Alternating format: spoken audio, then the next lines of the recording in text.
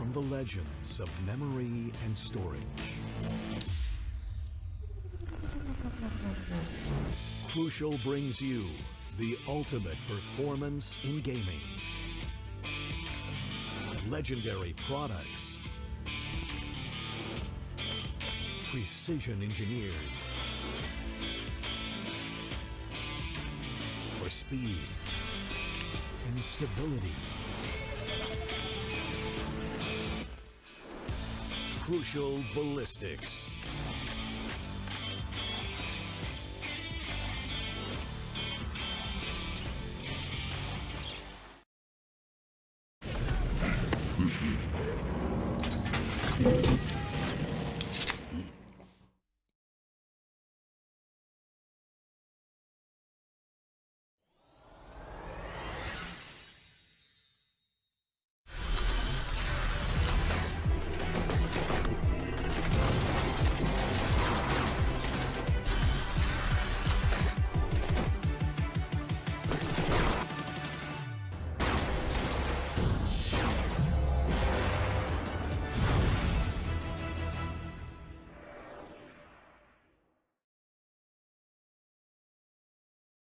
Good evening, ladies and gentlemen. Welcome back to Tec Gauntlet Season 3, powered by Ballistics and Crucial, and our apparel partners are none other than 656. It's going to be your boy Aggressive with a fresh, clean shave, with Universe on my side, wearing the fly, wearing the beautiful jersey as well that you can get for yourself as well by checking out the links down below in the description. Check out 656. You want to grab yourself a t-shirt because you want to support the gauntlet, you want to support your favorite teams, and we got you covered. All the links down below.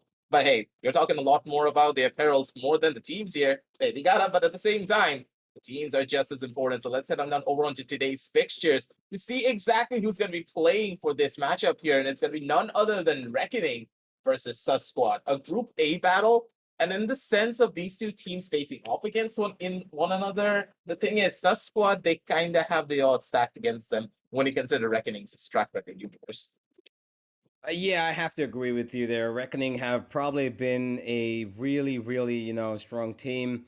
Their last season, their debut was a amazing one. They finished the top of their table. They went ahead to, I think it was the lower bracket finals almost. They They were fell short semifinals. Yeah, semifinals. the lower bracket semifinals, and they did a pretty good job of taking down some big names. And they do have potential. They have potential to make it as a tier one team. We've seen them be at their very best and give competition to the likes of Velocity and Global. So yeah, like you said, I think the odds are stacked against Sus Squad on this one, and I think Reckoning should be taking this simple 2-0.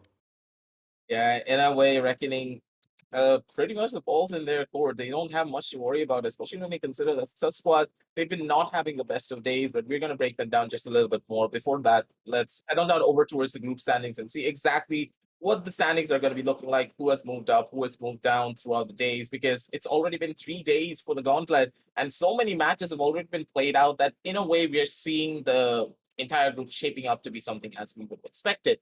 The thing about Group B is that we don't know what to expect, but for Group A, it's something that we can really quantify as well. Velocity being the first initial pickup, Weird Esports also being the second. Not really a surprise in my eyes, primarily because I know what Weird can do, and going up against Only Friends, I expected them to take that win. Weird has a lot of high caliber players on their side. They have a lot of experience under their belt. And Only Friends, they're getting together as a bunch of friends. They're trying to make it all work out, and in a way, that's going to hurt them. But the main thing is that ENIGMA being on that fourth position, also expected. And now, Reckoning, it's their turn to make their mark here on the table. If they're able to get this down over onto a clean 2-0, they're going to be on that second position, no questions asked.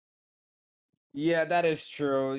That is a good start for them. Reckoning they should be having a victory over here as we would expect, but you never know what Sus Squad might pull up. Well, they are called Sus Squad for a reason, and if they have some crazy plays that come up over here, we're gonna have a bit of a problem for Reckoning. But I don't think it's gonna pose too much, as we're gonna see pretty much a giant go against a David over here. It's David versus Goliath at this point, and I think the Goliath might just come out on top of this one.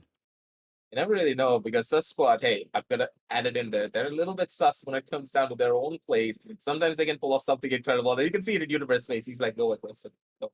You just did not do you just did not say that, but it's completely fine. That's in their name. And in a sense, that's exactly what they do most of the time. They pull off incredible plays that can catch you off guard. And in this sense, this is what they really do need to do, because going up against Reckoning, they need to pull off something incredible. And speaking of Reckoning, let's head on down over onto their team intro, ladies and gentlemen, and see exactly what they're going to be cooking up for us here. Because in the sense of Reckoning being the first initial one to be on that team intro, you know for a fact that this sets the pace already. And also, there's another new face on towards Reckoning as well. Don't forget our boy Ian Q. He's now back home. And I think that everyone missed him as well.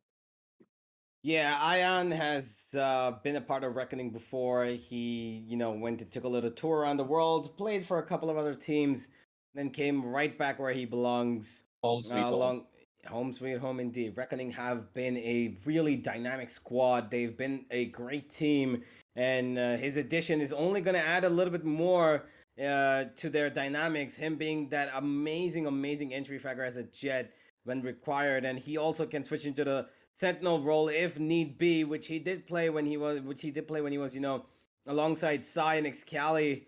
And yeah, he's a really versatile player now. He's not just a jet main that we know, not just the operator flicker that we know. he's a lot more than that. So yeah, Reckoning definitely have a great addition to their team, and it's gonna be more, incredible to watch them now play more, aggressively with IonQ on their roster. Yeah, that's the thing. The way IonQ slots into the team, it's going to be absolutely perfect. I was talking about this before as well, that it felt like Reckoning, they needed a little bit more firepower on their side. Yes, they have Bondaf. He's a beautiful entry cracker. He can completely bust down a side, bust down the doors, and he's going to knock your heads out and give a couple of vibe checks as well by holding that bat in his hand. But they need something to finish off a lot of the kills. They need that anchor on a side. And IonQ being the latest addition here is the best way to get that for Reckoning. And in the sense that Reckoning is now even stronger, Sus Squad, they're going to have a pretty tough time. So let's see who's going to be playing from their side as we head on down over towards the team intro for Sus Squad here. But the thing is, are they really going to be the imposters who are able to get the kills against Reckoning is the real question. Because in a way, yes, this roster is absolutely incredible on paper. They have achieved a lot. They have showcased their mechanical dominance, but it feels like there's too much young blood running in their veins. They don't know when to play it disciplined, when to play it slow, when to speed up, when to slow down. Like that's one of the main problems with Sus Squad. It's just the dynamic is just not there. They have the idea, they have the general idea of what they really want to do and how they want to adapt going up against their opponents, but in execution, it's just not clean enough to take a win against a lot of these top caliber teams. Yeah, they, I think, lack a little bit of a team synergy. They've been together for a while, and now they've had a little bit of change again. We see Sticks being thrown into the mix over here. We know AEZ is also there. Drixit, Chobbs, and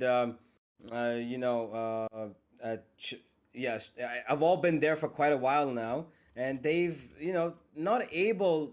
They're not able to, probably solidify their position. They have been in the TEC Gauntlet. They haven't been relegated, so it shows that they can hold off, themselves in a position where they're playing with the top team. So they are considered to be, a top 16 team, at least in the given sense of this tournament.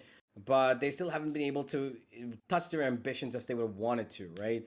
I'm pretty sure they would have wanted to go to the playoffs, do a lot more, but they need to get a different sort of a push in order to go and get that, playoff spot, which I think they can do. And now that we're in season 3 and they're still here, this should be, a wake-up call for them, because how long are they going to be sitting in that 5th and 6th spot? It's time to push for that 4th or 3rd or even 2nd or 1st. Who knows? Just go for it. Yeah, they need to dig in deep and they need to try and find something to take up this entire gauntlet pretty much.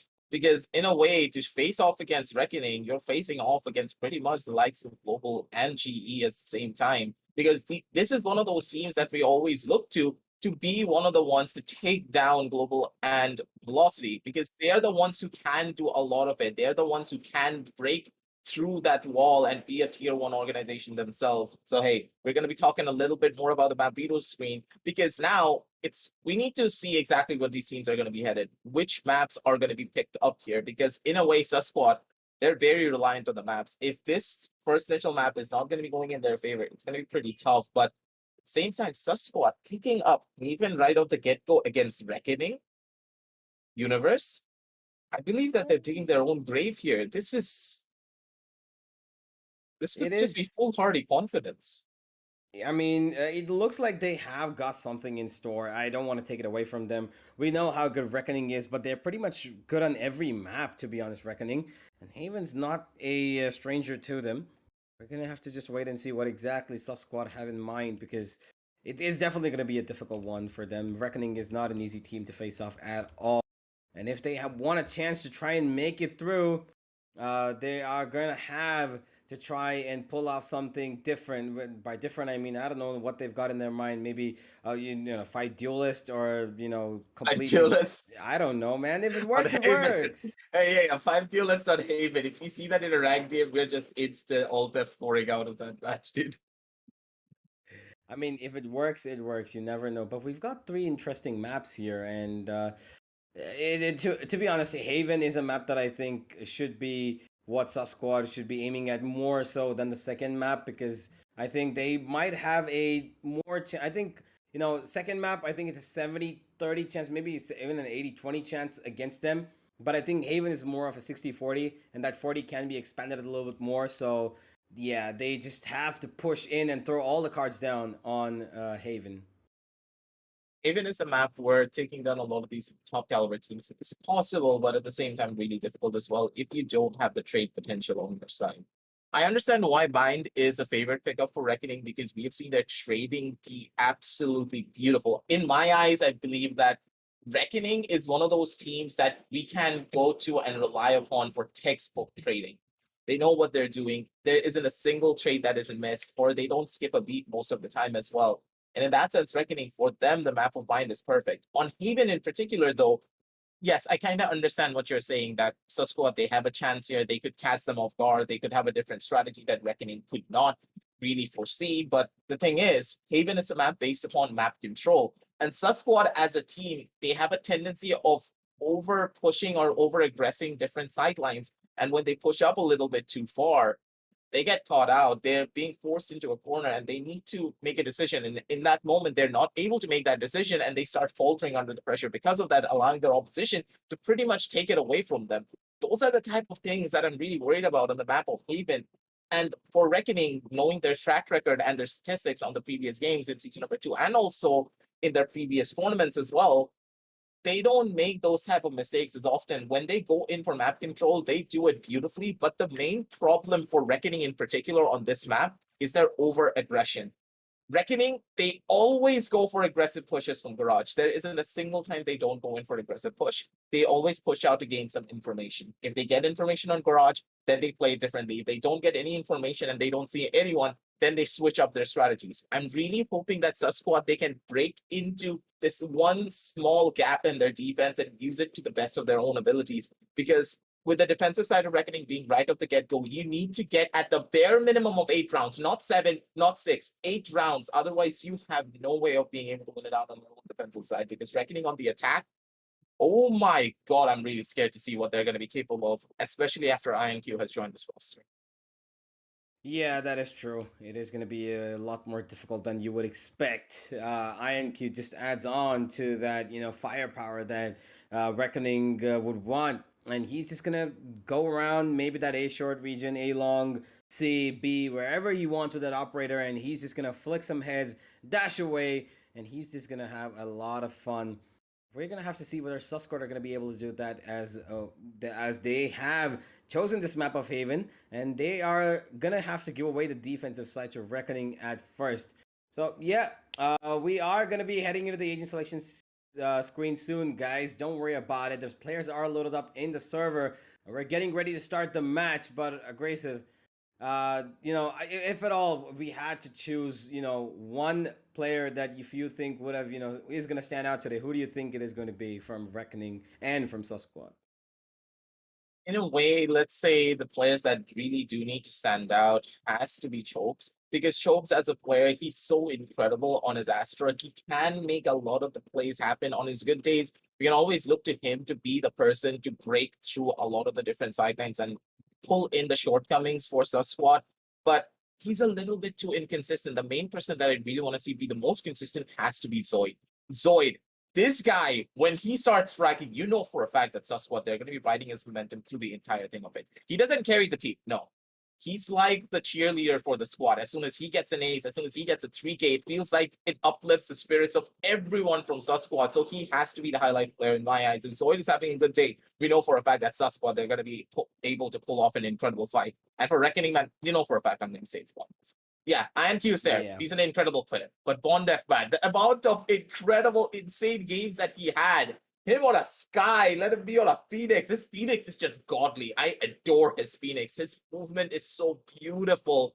And in my sense, like, whenever I watch Bondef, I always look at his movement. His crosshair placement's not a thing. His aim is not the thing that I'm looking at, but his movement, man, the way he clears corners, the way he's swiftly shifting around, there's not even a moment of hesitation in his eyes whenever he takes a swing. That's the thing that you want on an entry fragger, because if an entry fragger does not hesitate, you know for a fact he's going to be busting down the walls of the defensive sides, and he's going to make sure to take every single kill for their team.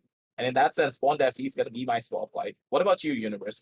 Who are going to be your spotlights? Because I know for a fact that Bondef's going to be that one. But hey, hold that thought just a little bit, because the agent selection screen is up and ready here, ladies and gentlemen. Let's head on down over that. And Universe, I'm going to hand you over the mic to you. Yeah, We're gonna have to wait a little bit because there is a connection problem, and I think one of the players has timed out, and we've loaded into the wrong server. We're gonna be fixing that really soon. But I do agree with you. I think Zoid is a player that I think has to step up for his team, and he has been pretty great individually. He's a surgical striker, if not anything. And he's been pretty great for his team in the past when they've required him to do some individual killings, and he might just be able to do it today. But on the side of RGE, I think it's time for IonQ to step up. He's the one who's been missing the action for quite a while, to be honest, an entire season almost. And he's back. He's back in it, and he's going to be going at it. RGE are completely stacked up to the brim of their teeth. They are going to have a beautiful defense. They're going to have a great offense. It's just about whether to see Susquad can handle it or not, because we all know that Susquad is the one over here considered to be the underdogs, and they are going to have to just pound their way through this match. And the only way to do that is probably going to be on Haven, because I don't think they're going to get their win on Bind. Bind is going to be really difficult for them. Haven is the only place where the factor of 3 sides being involved can probably give them a victory of sorts. That's going to be one of those things that we really do need to talk about as well, in particular throughout the entire matchup. Who's going to be able to be more consistent? Consistency is the name of the game for Reckoning, but consistency for Susquad, there's too many highs, too many lows, there's too many variables that you need to count for their side. And in that sense, it's going to be a difficult one indeed for Susquad. They need to dig in deep. They need to try and find something that works in their favor. And normally, what do we know Susquad for? Susquad as a team, they're known for their judge plays. And on the map of Haven, making a judge work out, I don't know, Universe. It's going to be quite difficult for them. Yeah, we don't know. We've seen the Susquad judge meta. And we've Against seen GE, forget about that.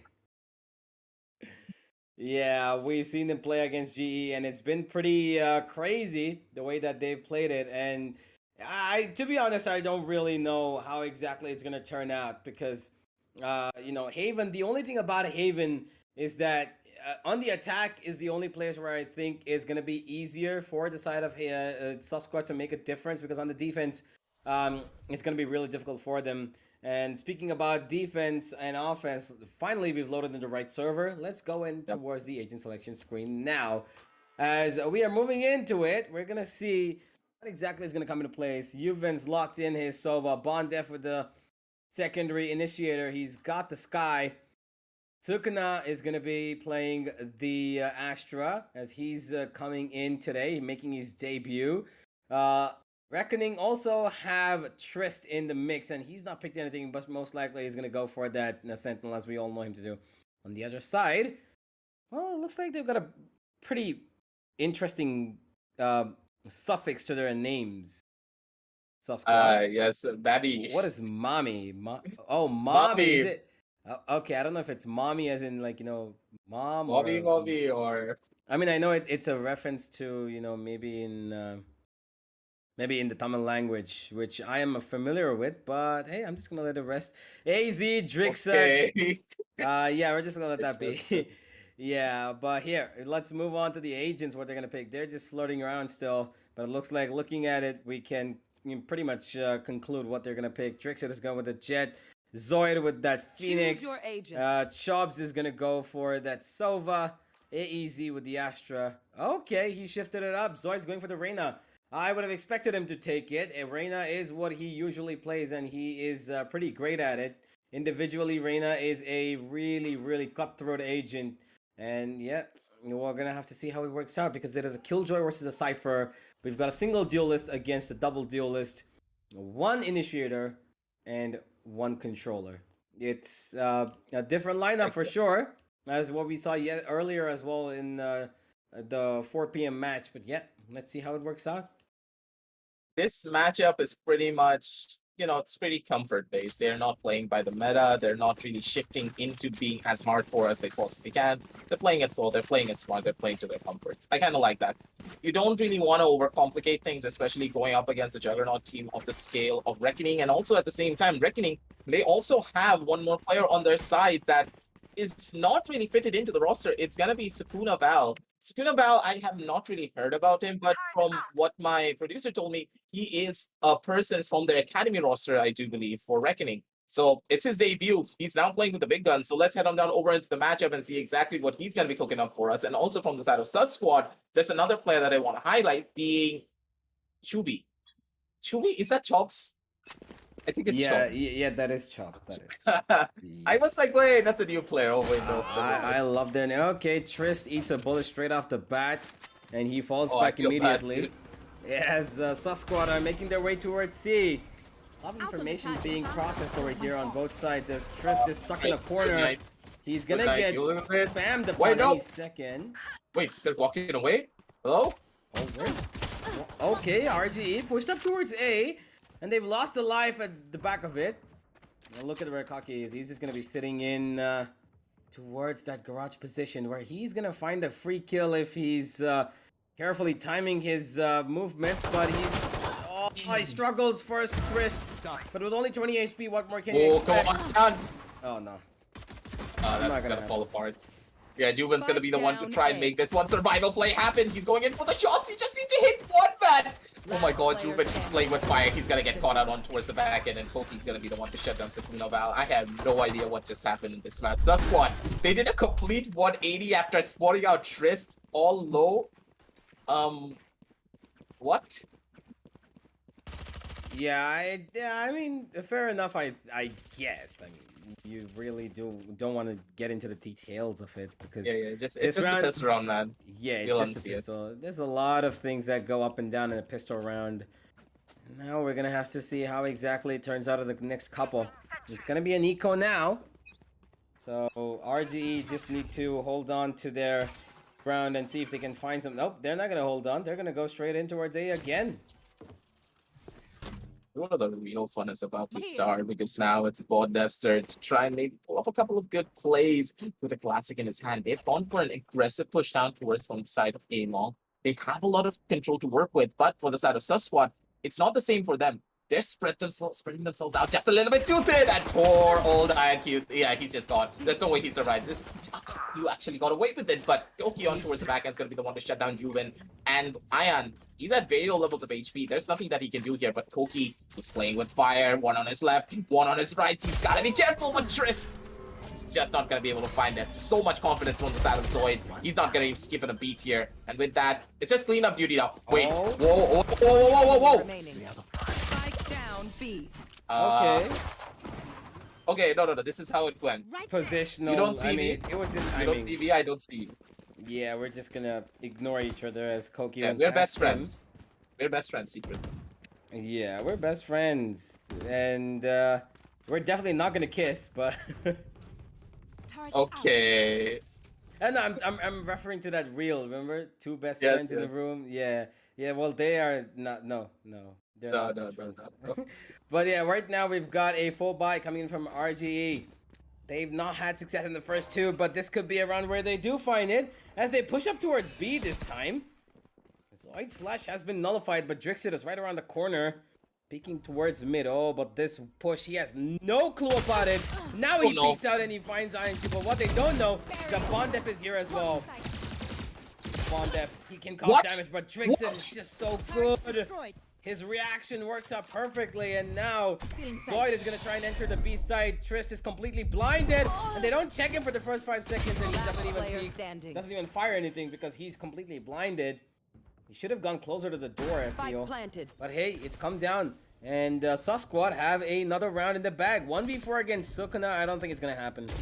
Yeah, it's going to be a difficult one. You can see that he's feeling the pressure as well. He's kind of out of his element. He doesn't know what to expect, and it's going to be a 0-3 scorecard for the side of Sus Squad. And in a way here, Universe, I didn't expect Sus Squad to have such a good start for themselves. 0-3, they're able to showcase their dominance and being able to take the first initial buy round as well away from Reckoning can set the pace down really well. And it feels like Reckoning, they're trying to understand what Sus Squad are trying to employ, but with the constant rotations that they're doing, the way that they're being aggressive, throwing off the rhythm for Reckoning, and Reckoning, they need to adapt really quickly because Sus Squad, as a squad, if they're able to get the momentum in their favor, they're gonna tear you down limb from limb, and it feels like Zoid, he's gonna be the one who's at the helm of it all.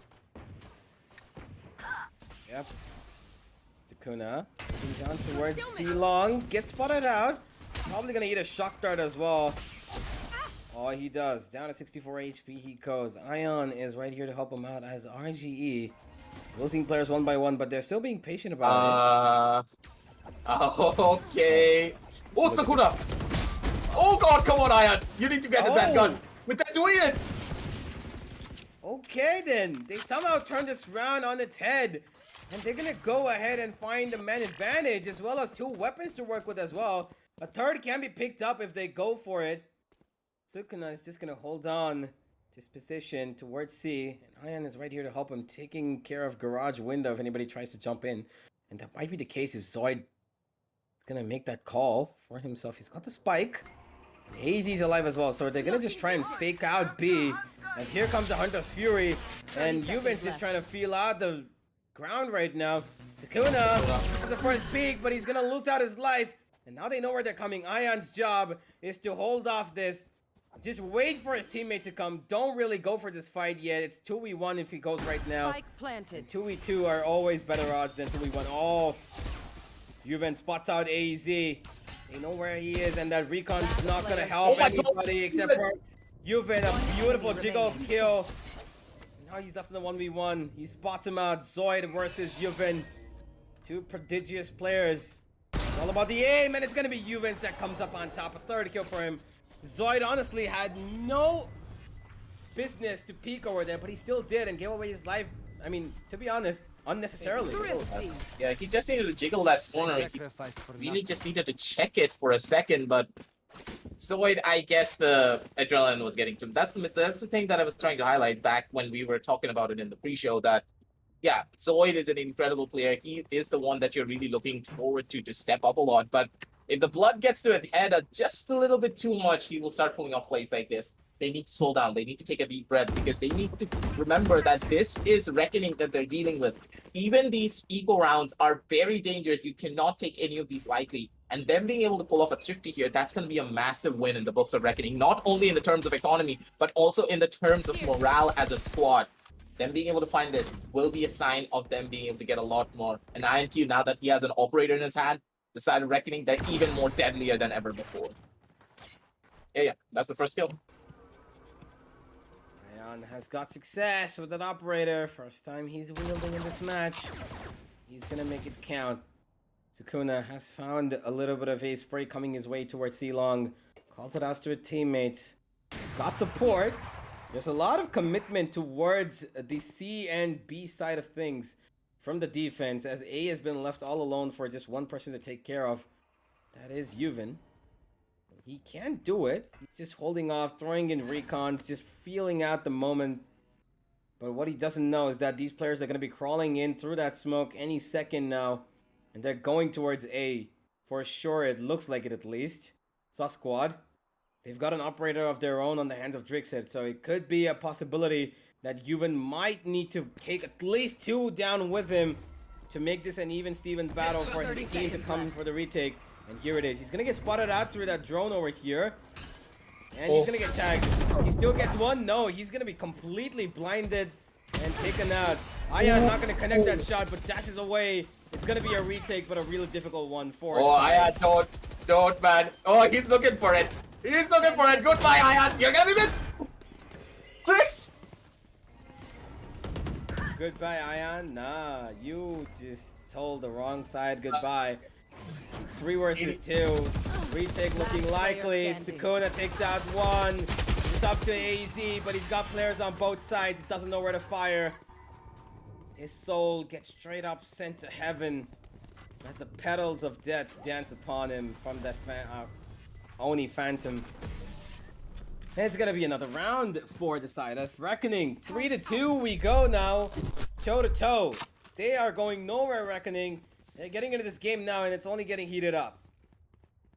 Honestly speaking, I have to say the caster's curse is just not fair at all. I'm sorry. You said I'm goodbye, really sorry. Ion, and he immediately took out Drixit like it was nothing. I'm sorry, Rickshot. I'm really sorry. But, you know, the caster's curse is just... It can be a cool mistress from time to time. There's not much that you can do about that. I'm gonna be feeling that pain for sure, but 2 and 3 on the scorecards for the side of Reckoning. They're able to do a lot. They're able to find the fights here. And that retake was really clean as well there, Universe. But now that it's going to be another buy round from the side of Squad, this is the last buy round they're going to be able to get. They have no more money to work with. They're going to be forced onto an eco. They need to find a lot of value here. And there we go. Drex is going to be the first one to get that first initial kill down on the Triss. Open up the site for themselves. They're going in for the push, but Bondef, he has something else to say about it. Seekers are going to be going out. He gets so much information. Everyone's at mid. He just knows. He's just a blind as well to deter them from going in for a push. But Sukuna, oh my god, Sukuna, you have such a good flank. IMQ's following into the back as well. They should be able to get a couple of kills for themselves if they play their cards properly. But the jiggles, it's going to be good. Zoid's going to get shut down. Easy. He's going to be able to take down IMQ on that operator as well. The thing that I was saying, the push was so good from the side of C-Long, but they dropped the ball almost immediately. This is going to hurt them quite a lot. 2 versus 4 situation on the map, and they have no information to work with and no utility as well. Spike planted. Oh, good night. One enemy remaining. Good night indeed. Shop is going to take care of Bondef, and it is up to Yevon to pull off a 1v3, which, quite honestly, it doesn't look like he's going to pull it off. He's got too many players to face off against, and he's just got every single buddy firing in his general direction, and one of those bullets is going to connect to his head, if not his body, and AZ is going to be the one to do it. 2-4. The squad are holding on, to be honest. They're doing a pretty good job in this first half of the first half. Feels like they're able to do a lot more. So Squad, I kind of like it. The attacking side is clean. They're able to capitalize on a lot of mistakes being made by the side of Reckoning as well. And that's what it's all about. Being able to spot out those mistakes, being in the best possible position to capitalize on those mistakes, and using your opponent's over-aggression to the best of your own abilities. And in this situation, Reckoning, too much of an aggressive push from their side. Bondef was playing it so systematically, so slow, and Triss going in for that first initial peek on towards mid when he's a killjoy and he has a turret. He really does not need to do stuff like that. He can just play it a lot more systematically and slow. And in this situation, that's going to catch him off guard here. But for now, Sukuna, he's going to be the one to get tagged down to very low levels of HP. But, Drix, are you banking on the fact that you're going to get one kill, but what happened to your knife? Did Drix just use his dives and right click by accident?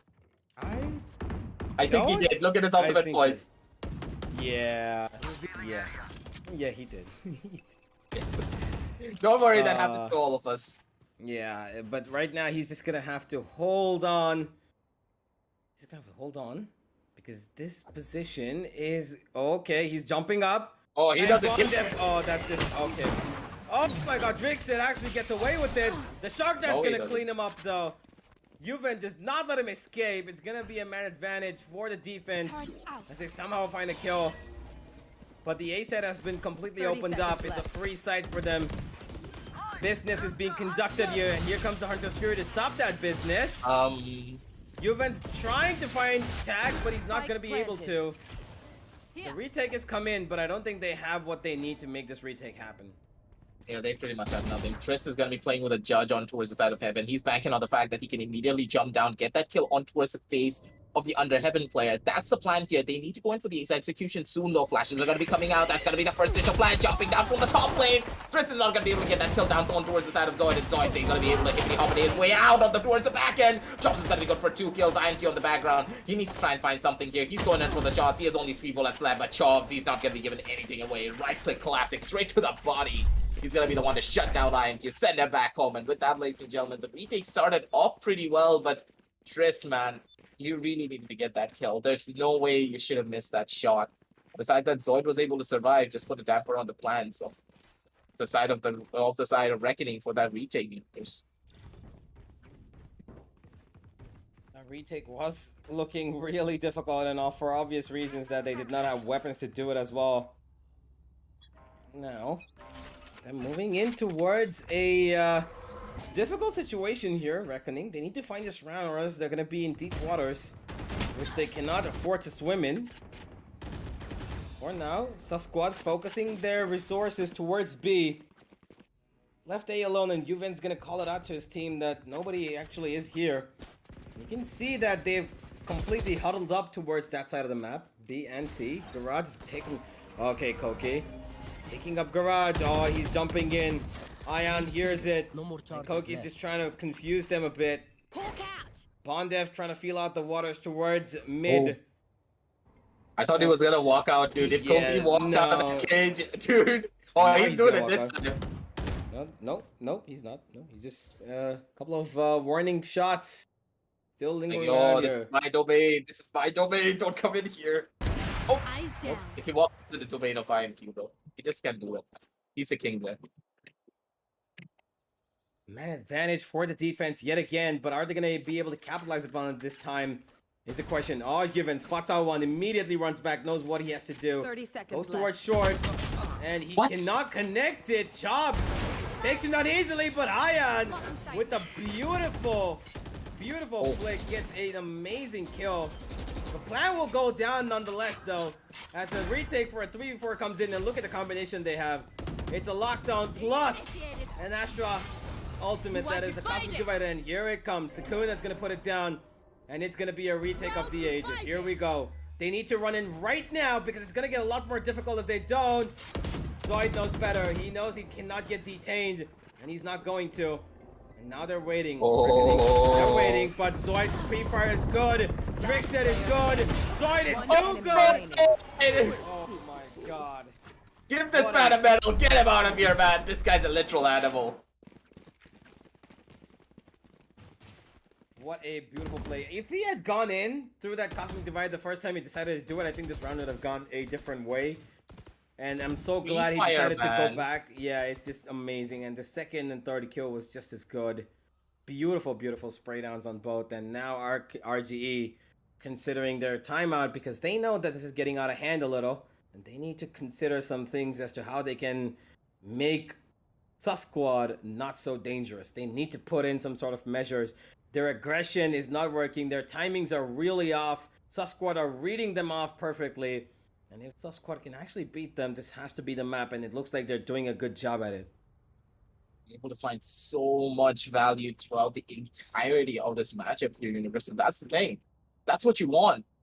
To be able to put a team like Reckoning and then mangle them down and put them on in a chokehold as well like this.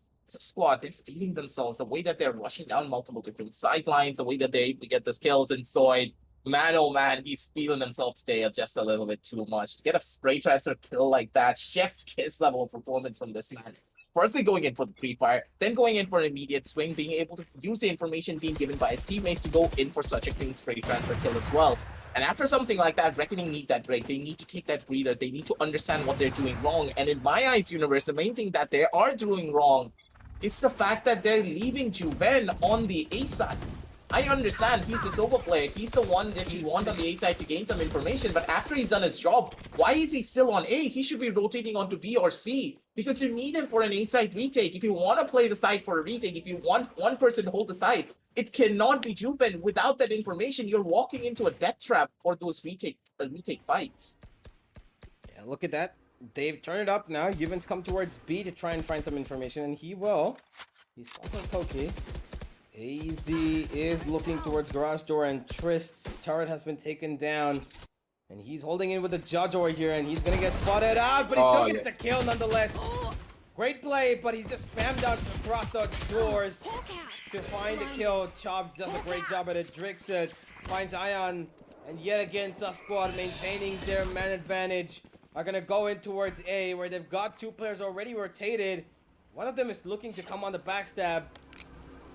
Bondev, 1 HP, 1 bullet. Even a cat's whisker could take him down. But Sukuna's already heard this rotate, and he's called it down for his team. He takes out one. It's all up to him now to cut this off completely, but he's just got one. 3 versus 3. But I still don't think Reckoning have what it takes to pull this one off. Never mind that. 3 versus 3. Within a second, Zoid just sprays down 2, and it's gonna be just 1 player left, Sukuna. It feels like Juven, he's making a lot of these rookie mistakes, getting caught out by his utility, not really holding down those different sidelines. And in a way, you can tell me, why am I being so harsh on Juven? Because as the solo player, you need to be immaculate on the map of Haven. You're the one who sets up the engagements every single time, and Universe, you can agree with me on that.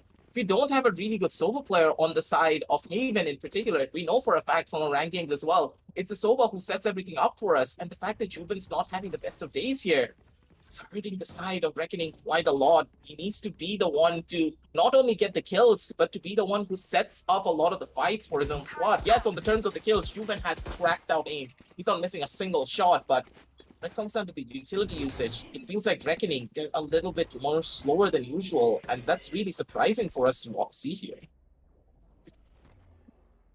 And yet again with the operator, finds success. That's a good start yet again. It's like RTE get these first kills pretty easily, but after that they just kind of fall apart. But this time, it doesn't look like it. Ion's just kill after kill. He's going for more. He might as well find Zoid here, but Zoid's aware of the fact that he could be lingering about. Come on, give him that. Ion almost finds his head, but through the wall it doesn't connect. Last player standing. Juven's bullet will though. AZ goes down. That should be the end of this. 7-3 we go. Yeah, this is what they needed. This is the thing that I was talking about. Play it slow, play it systematic, play for the picks and wait for Sus Squad to make the mistakes. Why are you playing it over aggressive if it's not working out for you every single time? You get the information from Juven's utility, you walk back, you hold it down strongly, you hold different sidelines. That's the thing that you really want to do against Sus Squad as well. Now that the momentum is going to be on their side, now that the blood is pumping and the adrenaline is running high, how do you put a damper on that? You play it slow, you play it systematic, you allow them to walk into your crosshairs and then go in for the fight. And if they want to take the A side, just let them take it. You don't have anything to worry about. You have the utility, you can go in for a retake, and your retake plans are really strong and really solid. Play based upon that, that's all that you need. But once again, man, I don't like this. Juven's alone on that A side. This could end really badly for him if they want to go in for an A-side execution. Yeah, it most certainly could. Right now, things are a little tense for the boys in blue and white. Reckoning. Need to be careful. They need this round to try and not let this game slip away from their hands. Ion's all the way towards C now, but nobody's there to receive a bullet from him. The closest one is Pokey. I love this! The gravity wall was so good! Oh yeah, my god, the gravity wall was so good. Yeah, most certainly.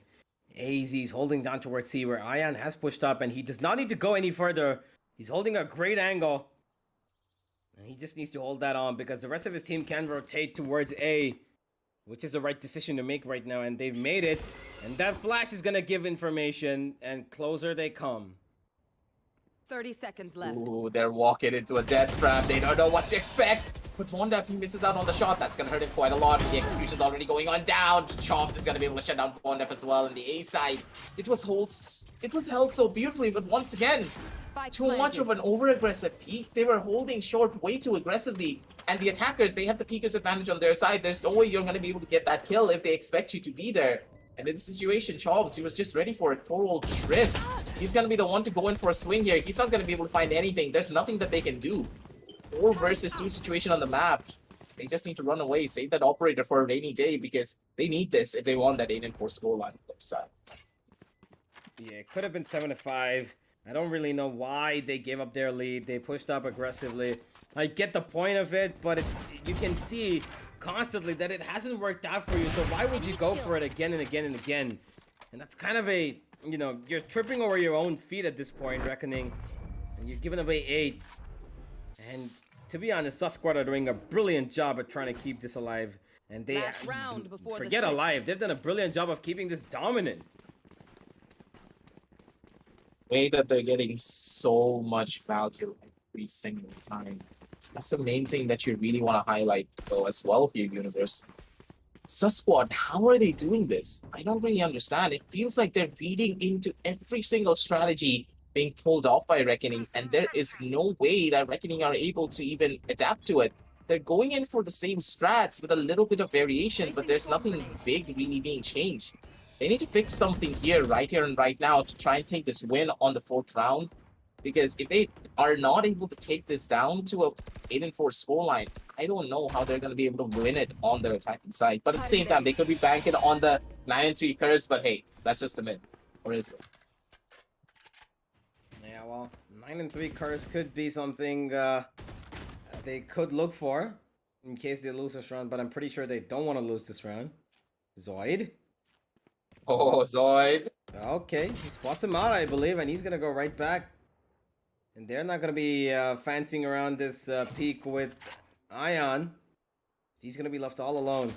The A side has been taken care of. B is looking like where they're going to hit. And it is going to be the case. The recon goes in and open B side available.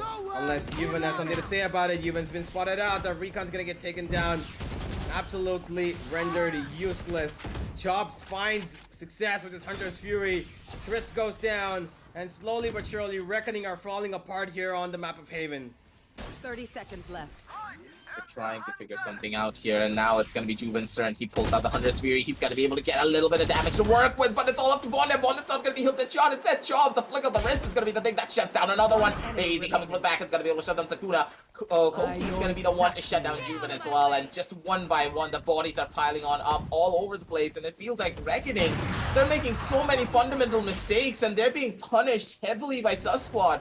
They're not giving anything away. They're hunting him down, and Drake Shot's gonna be the one to send a couple of daggers into Ion's body, reeling him down and tearing him up into pieces. And with that, that's the cursed scoreline for you, 3-9. But the cursed scoreline on the map of Haven, it's not something that's it's not something that's influential. It's a myth on this map, but the only map that it works really well on is Ascent in particular.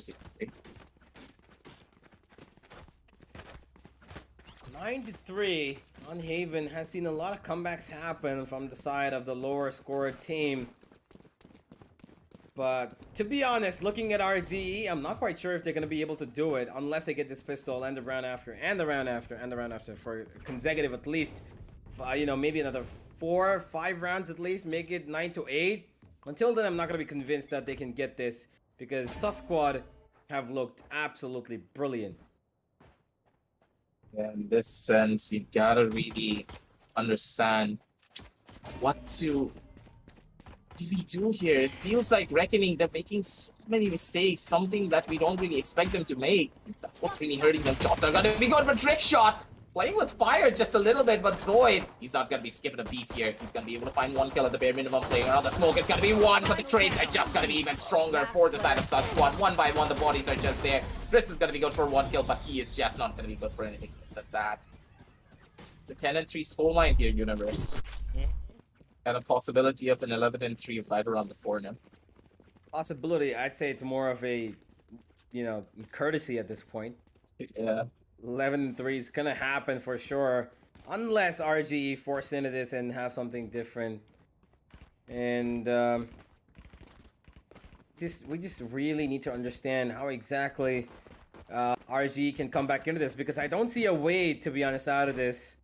This is gonna be 11-3, and after that, the buy they get could possibly be a little bit of an avenue that they work with. But as soon as the side of Sus Squad get their buy, we're gonna be throwing things right back straight in the mix as to how it was in the first half. And Sus Squad have looked brilliant on attack. Their defense has looked pretty good so far, at least in the pistol. And now with the weapons they have, they are gonna be going ahead to secure their first win. I mean, to be honest, I think, as much as I remember in the last 2 seasons, I don't think Sus Squad have won out their opening matches in the seasons. This could be their first.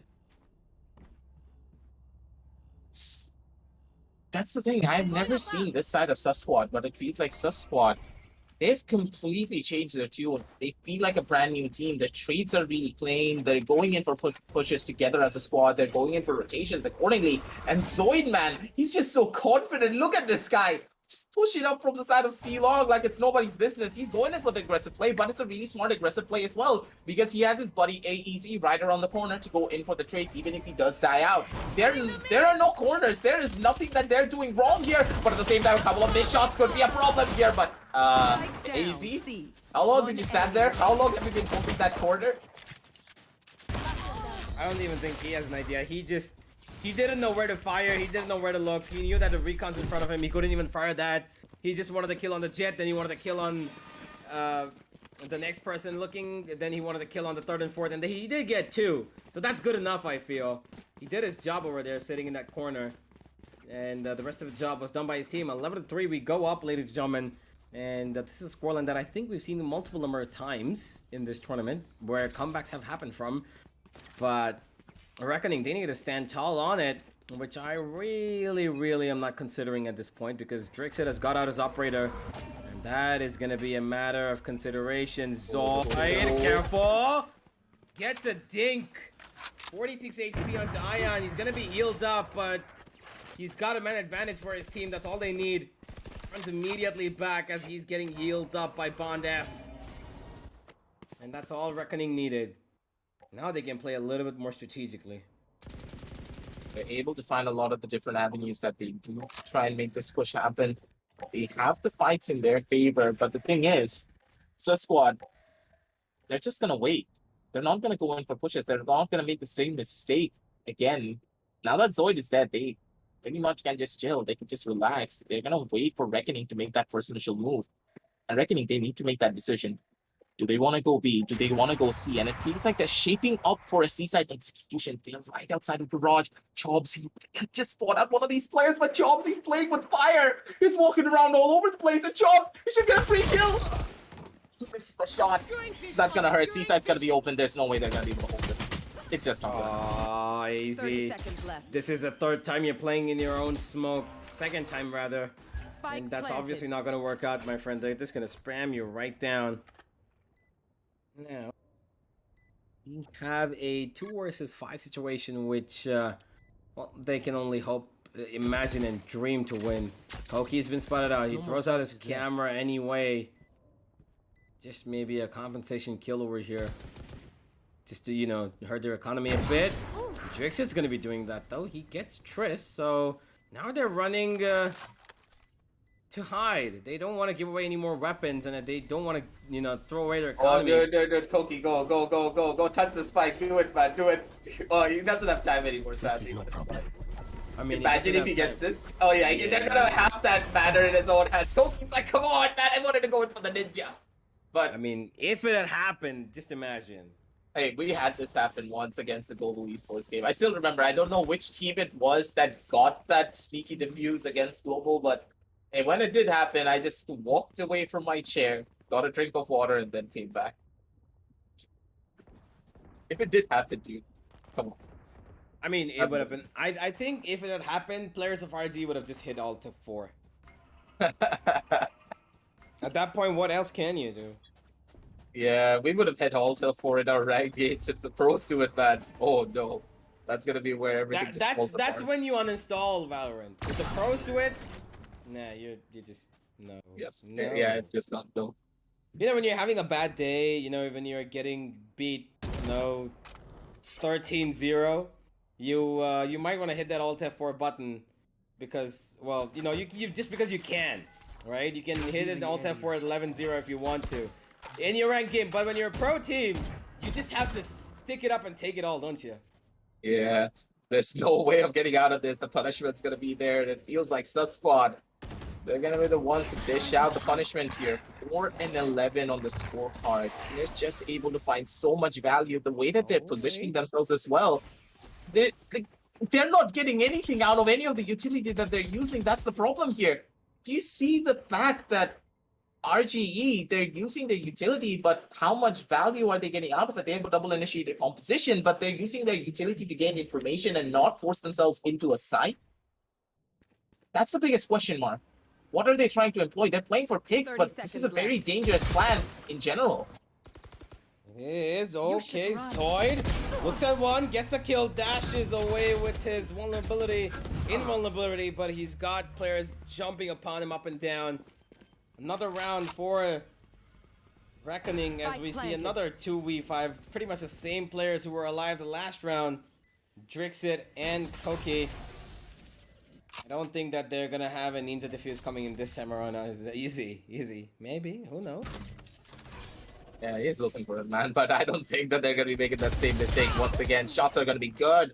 Skuna, he did get that dink, but it's just not going to be working out in his favor. Koki instead is going to be the one to shut him down with that spam and trick shot.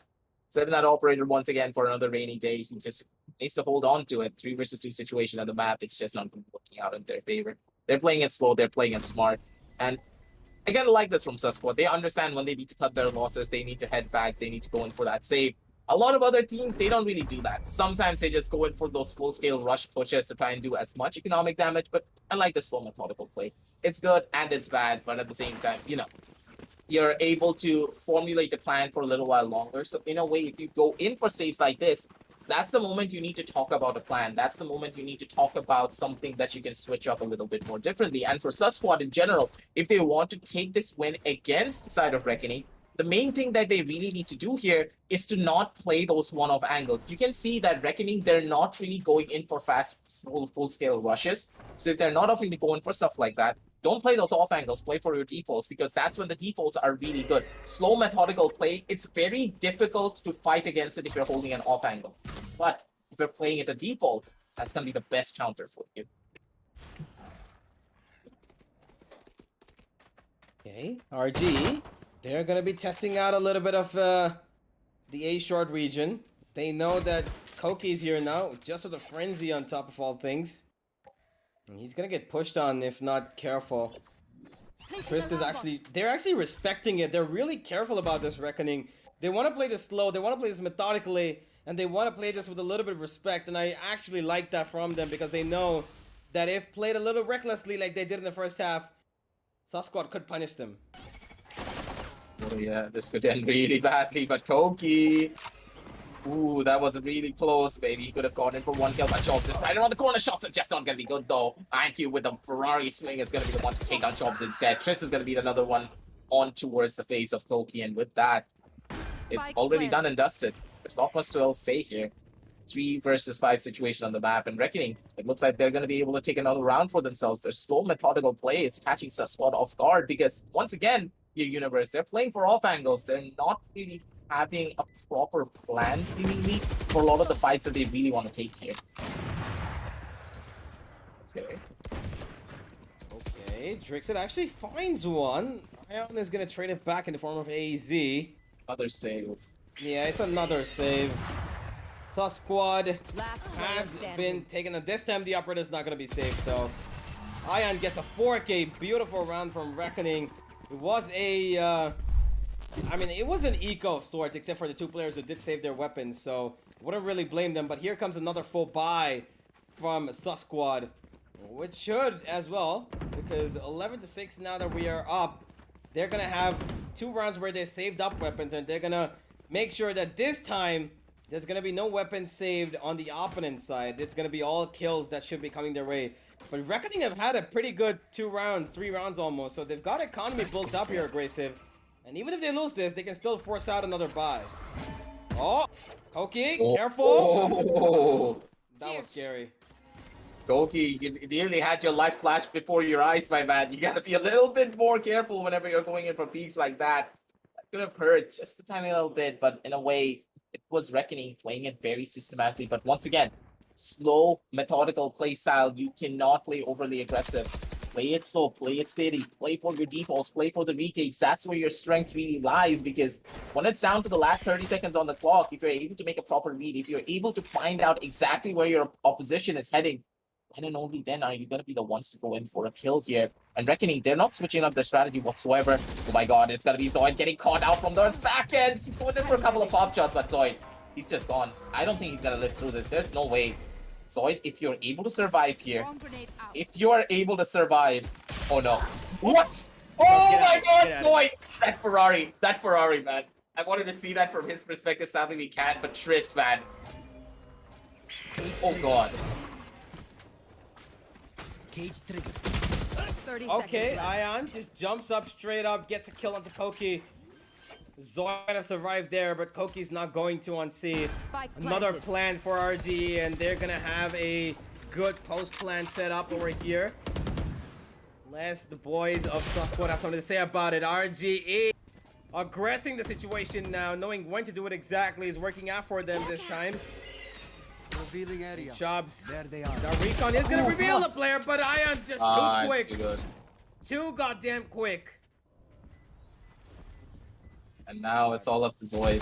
Zoid, maybe if you're able to find something here. You got a beautiful Ferrari peak, but even that's not going to be saving you here. And he's right around the corner, so it's going to be able to shut him down as well. This guy's not missing a single shot here, but that's not what's going to be helping him. He needs to try something a little bit more different here. Zoid has 21 and 9, but it feels like Reckoning, they have read into every single strat that the side of Sus Squad have for the defensive side, and it feels like their defense it's just so weak and so fragile in comparison to the side of their attack. And Zoid, he was able to save his gun. He was able to get a Hero Phantom per se for himself on this Reyna, but Universe, I don't know what they can do to try and go up against the Side of Reckoning when it comes down to their attacking side, because the slow methodical play, you have two choices: either play for the trades and start pushing it together, or play for a default. And for the side of Sus Squad, they're not doing either. Their defaults are a little bit questionable, per se. They're pushing up this time towards mid, and they go back immediately thinking that it's going to be C. A lot of Sheriff bullets being sprayed across these smokes towards Garage. They're careful about mid as well. Chops is constantly keeping an eye out there, but RG are going to get a plant pretty easily. And that recon from Chops is going to do nothing. Here come out the Seekers though. All of these players have been spotted out. Oki comes out, actually finds one. Chops gets another. Okay. RG are falling, but Ion's going to try and keep them alive. Drixet gets another, and look at this. Oh boy, They're making it happen. 3 versus 2. Trist. Oh, Really Tris! healthy guy here. He needs to find a kill and needs to find it fast. And it's gonna be Zoid, a perfect kill to find. They couldn't even defuse it to half. Juven needs to get a kill. Oh, they're sticking it. No, they're not. They're sticking half. Oh, here it comes. The ultimate, and he's gonna get it. Juven, the perfect timing. Shops needs to stick that defuse and he needs to stick it now. He's not gonna get a kill. RT, find another. This was too close for Last comfort. player standing. I have to say that Juven, you're playing with fire. What are you planning? How much are you gonna pay for medical bills? I really want to know, because I almost had to call an ambulance. That was a little bit too close right there. The fact that Juven pulled out the Hunter's Fury that late, yes, it was super smart. It was super clean, but the fact is, he was banking on the fact that they didn't go in for that stick. He had no idea if they were gonna stick it or not, but he made the perfect read. And in this situation, Reckoning, they're going to be able to get one more round for themselves. This was an 11-4 scoreline, I do believe, here, Universe. And now look at it. It's an 11-8. 11-8. They have a pretty good grasp of the game right now, RG.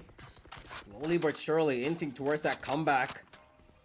Comeback that Sus Squad were fearing would happen. And now it's come too close. Another seaside hit. AZ gonna be the one to defend it. Ion actually goes towards B and gives up his life. Oh, and that ultimate's gonna give away everything. AZ finds one. He's looking for more, but Drixit is there to help him out. Drixit. He's not getting baited out by Juven, but Juven still takes his head straight off. And here comes the ultimate. Hunter's Fury to stop the plant, as Koki is gonna take care of that distraction. And he's gonna find the kill. And now it's Sukuna left all alone.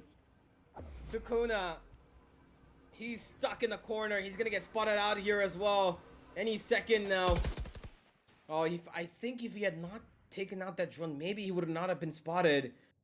But he had to. Now in the 3v1, he's got players across his C-long. He's got players towards mid who's now gone up towards B. And he's just worried about every single angle that he can see.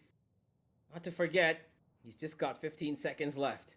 As soon as he goes in for that plant, it's gonna be players just spamming down bullets in his general direction. 10 seconds left. We'll go in for it. Oki's gonna come and try and take him out. He actually takes him out. Okay, they're gonna let him plant now. Flash comes in. Oh, he doesn't have to. Okay, Sukuna. Okay. Sukuna, the You don't get is away with looking this. for more. He's gonna reload his weapon. He's gonna win this. He's with this. He's down to 18 HP. Chops. He's gonna win this. I'm calling it. Oh, no, he's... Comes up, match point, Sus Squad. But on the back of this round was an amazing effort by Sukuna to get that round. He probably would have got it if he had got one bullet connected onto Chops. Maybe tacked him down a bit. Match point. But there it is. It is how the cookie crumbles, ladies and gentlemen. 12-8 we go. And now the side of RG need to fight for their lives every single round. I honestly wanted Sukuna. I made that call thinking that, yeah, Sukuna, he has the confidence. He's just gonna swing wide and just Ferrari from the side of Narnia, heading on down over to England pretty much. But that kind of didn't happen, because I guess Sukuna just felt the pressure. He didn't want to go in for that full swing. It does happen. It was a high pressure situation. He got a lot of clean shots. Nice effort from their side, but this effort needs to get even better now because Reckoning, they're on match point. They have no wiggle room. The wiggle room that they had is pretty much gone. They need to find something here. And with the taste of victory right in the faces of Sus Squad, they're not going to be giving this up anytime soon. They did lose out on one of their players, and losing out on Koki is going to be a pretty bad sign for them. But now it's going to be an A-side execution, and Zoid, he's going to be the gatekeeper for this A-side. The drone should spot him out, but Zoid, no one's going to be clearing him. The drone's going to be able to walk away down towards the side of A-Long instead. And Zoid, it's all up to him. If he needs to get 2 kills there, if he doesn't, this is such a one-off position. Zoid, you're playing with fire. And this fire that you're playing with could just be good, could just be bad. But Zoid, he's got 1 You should run. second. And without that second, I don't think they have a Hail Mary chance to try and hold this one down here, gamers. Oh, the attacker Killjoy's ultimate is going to allow them a little bit of ground to work with.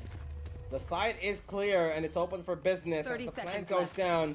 And Chobs is trying to Spike pull planted. in some shock darts to try and give some damage, and he will actually. Sakuna eats a bit of it. Ayan with the operator. Good angle. Easy for him to just get a shot and dash away, but tricks up Sakuna open in the sight, and now he has got a kill for his team to work with. Here comes the backstab. Ion under heaven is careful, but Drixit is causing damage. Here comes another kill. AZ finds it. No, it's over. And Ion's not gonna do anything but get 1 kill. It is the end of RGE. Ladies and gentlemen, Sus Squad start off the series with a victory. Defend this place, oh. Bring it all back in a very beautiful fashion. That's what you kind of expect as well. But at the same time, Sus Squad taking a win against RGE on the map of Haven. Ladies and gentlemen, I never really expected to say this, but Sus Squad, you take the words right out of my mouth, my man. You guys played your hearts out and you have showcased to us the fruits of all of your labor. Beautifully done from the side of Sus Squad here. The way that they're able to do so much of this just goes to show that how incredible they actually are as a squad. The way that they're able to win out on so many of their engagements and the way that they're so good on their trades as well. It was a little bit dicey right at the very end, Universe. It felt a little bit too problematic for Sus Squad. They were making a lot of rookie mistakes. And in the sense of their mistakes, Reckoning, they were able to pull off their slow methodical pushes really well. But the thing is, Reckoning, they went in for the slow methodical pushes just a little bit too much. As we head on over and towards the match highlights, ladies and gentlemen, let's break it all down from a bird's eye view and see exactly what was going wrong for Reckoning, because in my eyes, Reckoning, they had a really good start. They had a really good position for themselves, but it just wasn't there. What was the plan? Reckoning, it felt like they were winging it pretty much throughout the entire thing. They had one single plan and they just tried to follow it throughout the rest of the game, which is very unorthodox for Reckoning. It felt like they lost their identity. Yeah, it kind of looked like it. RGE start of the season not really great compared to what they did last season.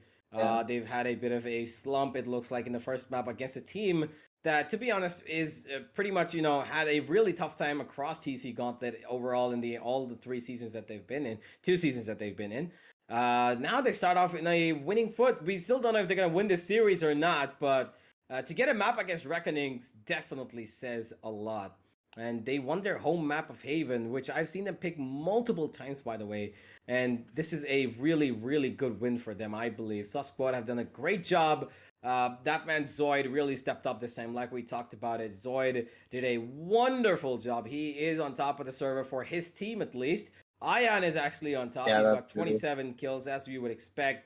Zoid is on 22. Chobs is on 17. We've got Drixit on 17. Team effort throughout for the side of Sus Squad. Deserved victory.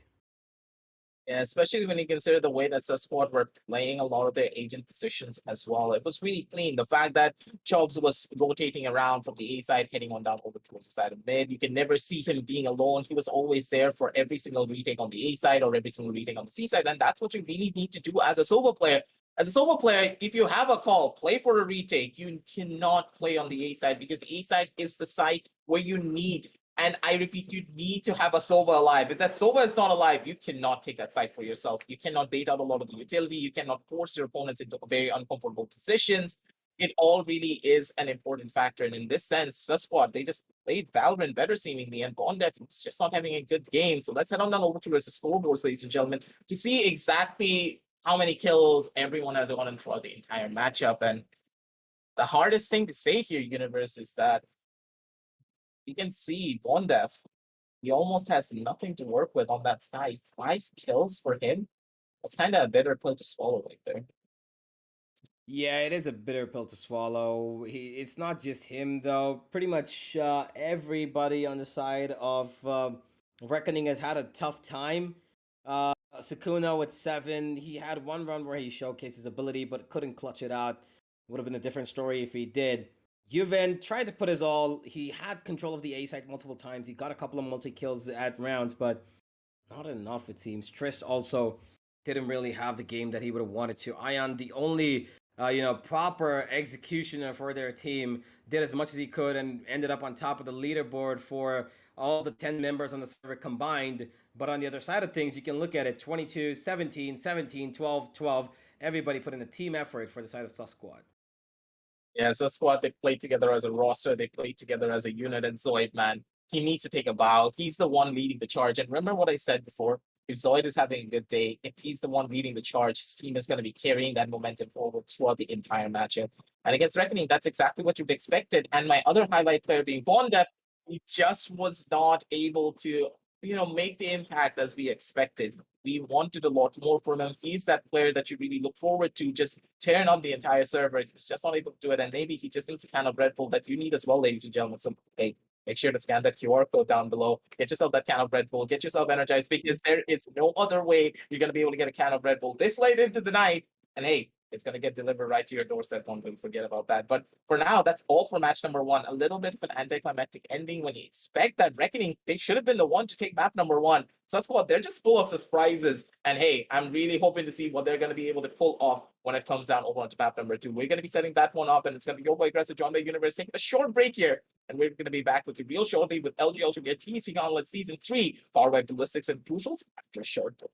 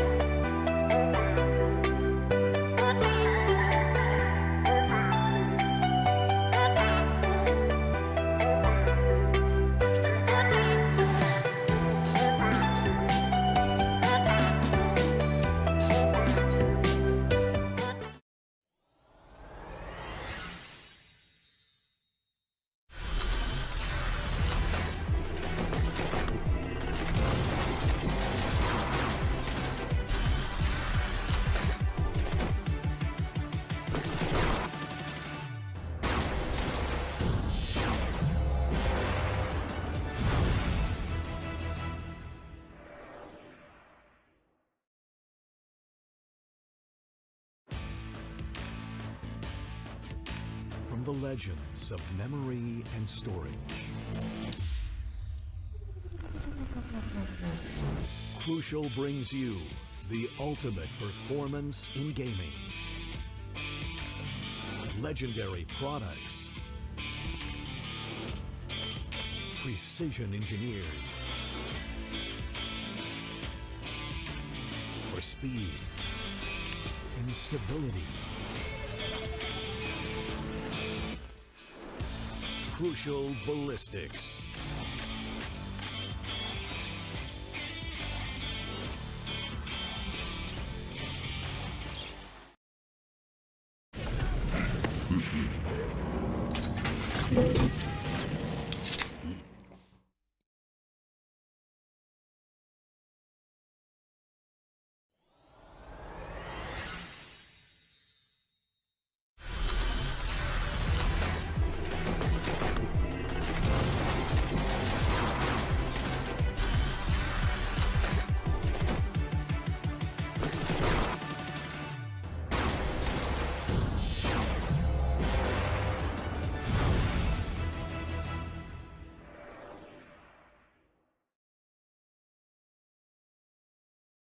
Welcome back, ladies and gentlemen, to the LG Ultragear Tec Gauntlet Season 3, powered by Ballistix and Crucial, and our apparel partners are none other than 656. And you can already see that University's going to be rocking that t-shirt itself. You can get yourself your own one by checking out the links down below on the description. But hey, match number 1 was an intense one between these two squads, and a really good win coming on down through from the side of Sus Squad, something that we didn't really even expect. Yes, it was their home map, but the odds were stacked against them analytically. But hey, Sus Squad, they pulled off a miracle here. And Universe, you were right. We cannot count them out of the equation just yet. They have a lot of variables that we cannot even fathom.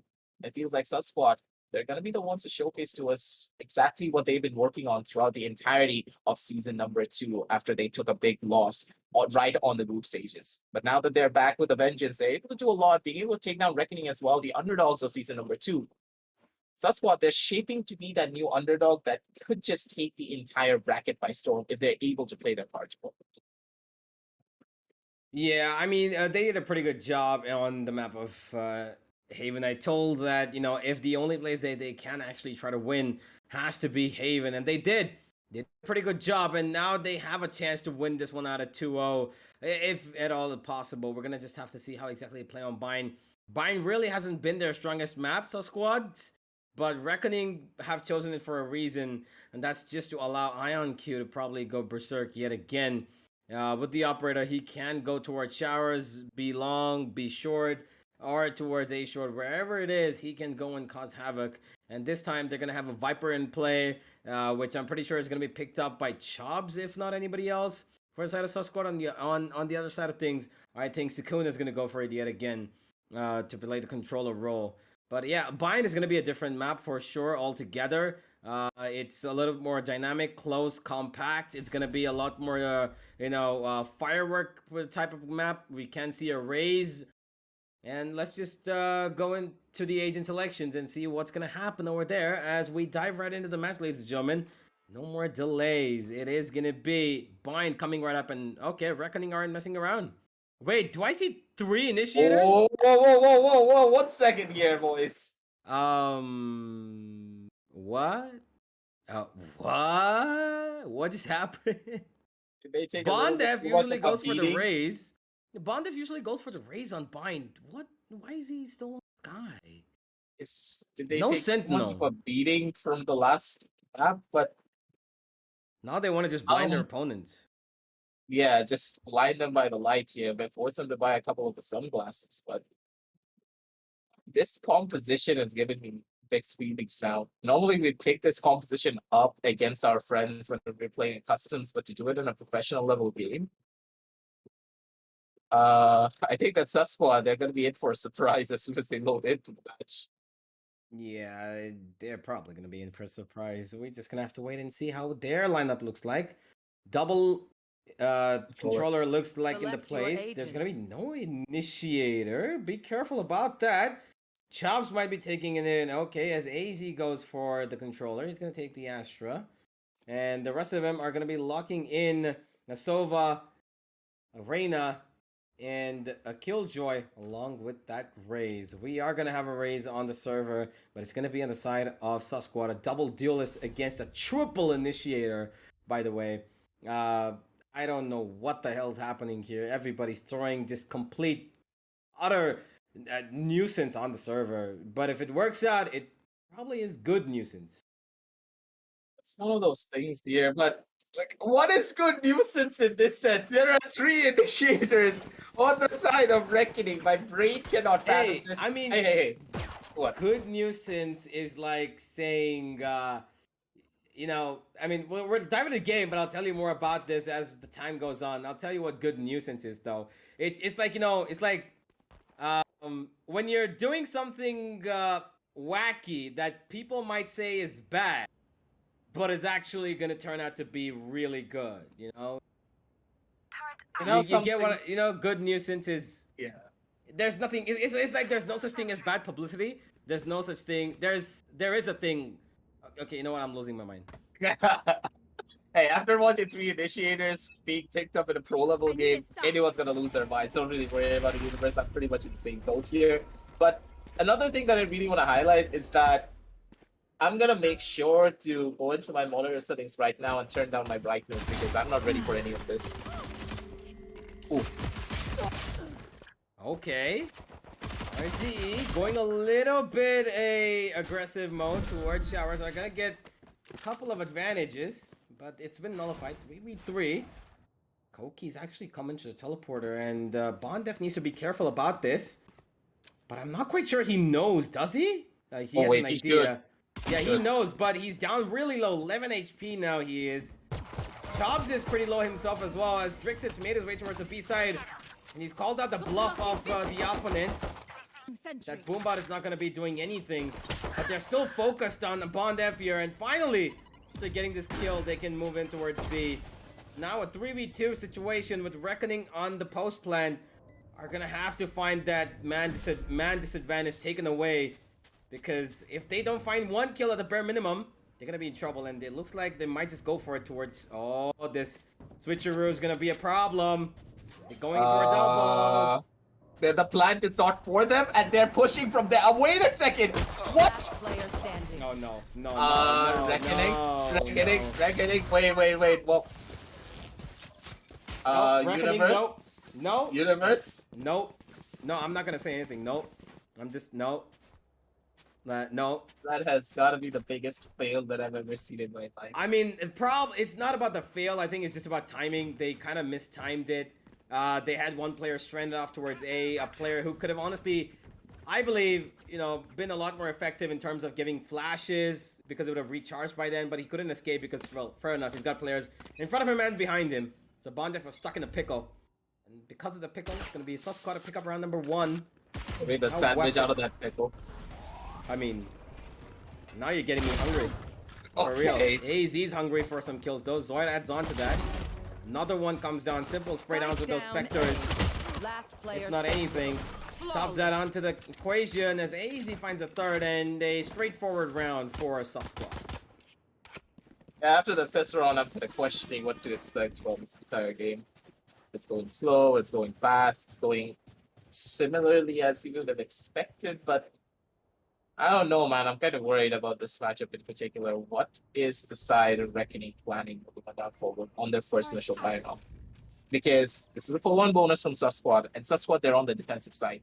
And mine being a very defense-favored map, it's gonna be a little bit difficult, but going up against a triple initiator, I still want to see them blinding everyone with their life, but in this gun round is where we are expecting that to happen. But I personally do believe that Drake-Shot holding it down with that judge could put a damper on any of the plans that they have to try and pull them from substitution.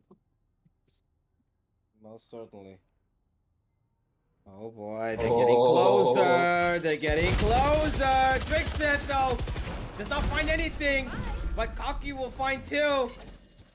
It's gonna be RGE. Oh, look at this. Drist actually lets them go past. Oh, he might just have a spray down here. 1, no, he's actually not gonna get anything. Spike down B. Zoid is too quick on the trigger. And look, this positional difference is just so... Sakura, AZ, what is this? Good night. Yeah. Yeah, indeed. Idiots is what AZ just got told to him, but it's okay. Reckoning are Spider-Man still a meme man moment. down. Sus Squad have a responsibility, and that is to take out these players. Again, it's 2 players left. It's the same 2 players left, by the way, as they were in the pistol round. Scanning ahead. And if they 30 again try to seconds go in left. for another round around to the site to find kills on the back lines, it's probably not going to be good for them. The plan should be coming in any second now as Sakuna puts down his stars for some cover, and the retake comes in. Spike planted. This is how they're gonna make things happen here. Pushes are gonna be good, positions are gonna be strong as well, but in a way, this is a 2 versus 3 situation. They don't really know what to expect. Koki gets a lot of value! Oh my god, Koki, that was such a good shot on Sakuna's face. He's gonna be the one to get that kill. Juven's gonna be the one for that trade, but he's just not gonna be able to live for long though. 3-0 on the scorecards, and Sus Squad, Now flee. they look untouchable here, Universe. Like, what? It's pretty good for them. I'm really happy that they've improved this much, and they are taking down a juggernaut like Reckoning, to be honest, because Reckoning, we know how good they are, we know how good they have been in the Tec Gauntlet, and to get rounds like these against them is no short of a great feat. Now they're moving in and putting Reckoning in another eco, which again is customary to the fact that it's going to be 4-0 now. Boy, okay. Here we go. Reckoning, what do you have in store for us? Drixet is gonna get a little bit of a concussion, but he dashes away. That Recon's gonna give away 2 players' positions. Koki's been found out near hookah, and they're gonna have to careful about this under the hookah position. Here comes the drone to try and scout it out. It's gonna be taken out, so Koki's still safe, by the way. He's spraying down towards B long. The orb is gonna be taken, but honestly, Sus Squad don't care about this. Deploying drone. Chobbs is gonna find some more information of his own as Koki's gonna go past the smoke and he's gonna get the kill. Easy peasy. One more tag, one more kill. Koki finds a second. It's gonna be 3 versus 5 now. Juven, Revealing area. he can throw in those recons. They won't even care about it, even if they don't take it down. Sukuna gets a beautiful 2K. What the hell were those 2 shots? Chobbs has been spotted out and he's gonna get taken down, and somehow Reckoning make this work. They brought it back to a 2v2, and it's up to AZ to find a kill here. He finds them running away, and he's got the perfectly 30 timed seconds. backstab on easy. them. No, that Seeker's gonna get him out. That Seeker's gonna get him out. They're not aware of this One yet, enemy though. remaining. Zoid is too good Oh with my his God. aim. He's just too damn good with his aim. And now Bondef is left with nothing but a Spectre. One He's got enemy player on the remaining. backstab, takes him out somehow. Scout And he's gonna work it out. No more flashes. No Oh, they more know. hound. Just got his aim to work with. I just get away it's with 1 it. HP. Oh One more. boy. Oh, that's That was too close. That was too close. Oh my god, don't do a friendship dance. Okay, Zoid. Alright. He's doing the friendship dance. He's doing the friendship dance. Okay, Zoid. Alright. We'll take it.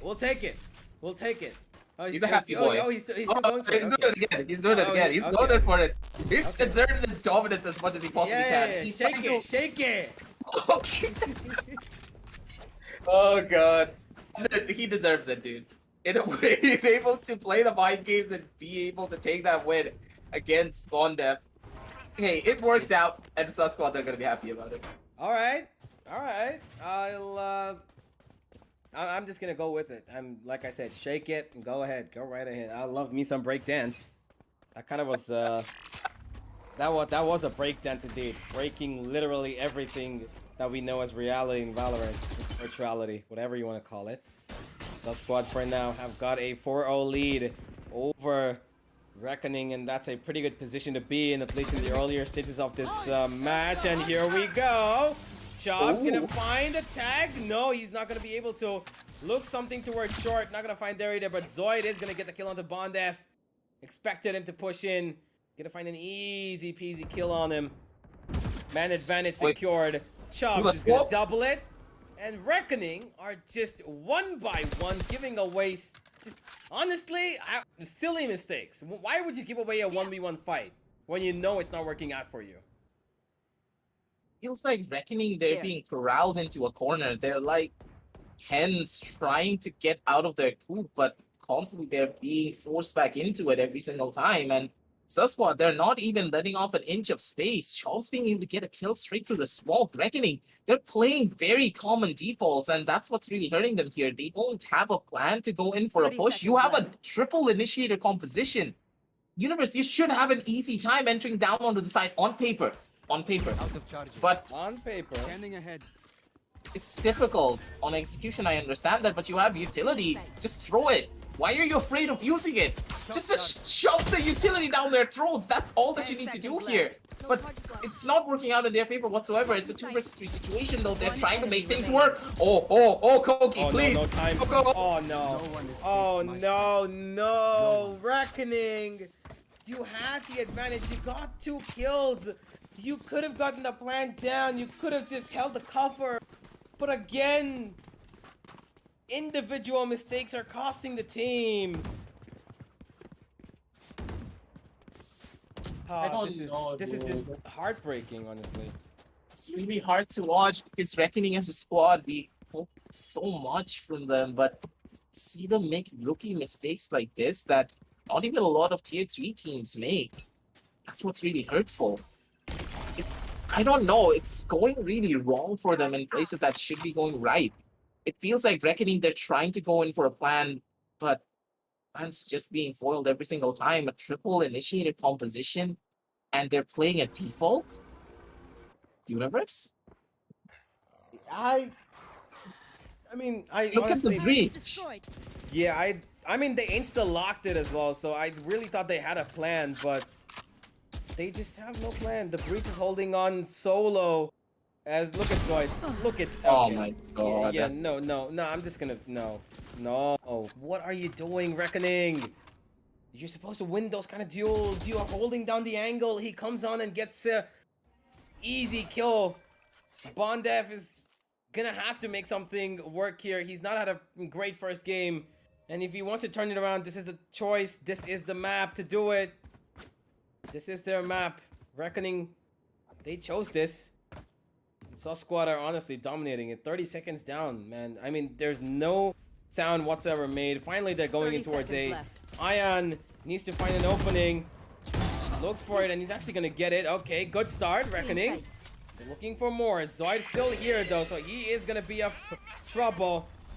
He's stuck in this corner, but he's safe. He's safe as he could be. And that immediate teleport comes Oh, in. Trix is going to have to stop 10 this. seconds left. And his grenade's probably going to be enough for it.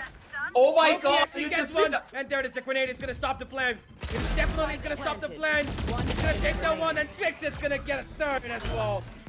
Reckoning have been applause, dude. outplayed out of their minds. Round of applause for Trickshot. This guy's pulled off a beautiful grenade, went in for the re-swing, got a kill onto Bondev, who was not expecting him to go in for a swing like that. Even I would have expected that. But at the same time, what happened to Juven? Juven should have gotten that trade. He should have been able to go in for that hold. There was a chance to win this round, but it just all falls apart in a matter of seconds. What is happening, Sus Squad? You're playing the side of Reckoning as if they're fiddle in your fingertips. This is not how it goes. This is not how you play Vine, Reckoning. What's going wrong here? I don't even see a single bit of breach utility being used. I haven't heard a single blinded being sounded from the side of Triss. Yeah, What's the plan here? I mean, he does play the Sentinel, and I really don't understand why he would go for the Breach instead of the Killjoy. Given that that isn't, that is a composition that he will be probably a lot more, profitable with for his team. But look at it. He's on no kills so far. 5, 4, 3, 1, 0. Those are the numbers of the kills of the side of RGE. So on the other side of things, everybody's got something on the other. 8, 7, 7, 4, 4. It's honestly, it's a little heartbreaking to see Reckoning like this in their first match of the season, where they're getting completely dismantled, disgruntled, whatever the word you want to give it. It's Sus Squad, man, as well. Yet again, an eco for them. A Sus Squad have taken off pretty much every single hurdle in their way, and to beat Reckoning in this sort of a fashion is nothing less than a statement. Showcasing to us that, hey, we're no longer the underdogs. We're a team that are now trying to break into the tier 1 scene.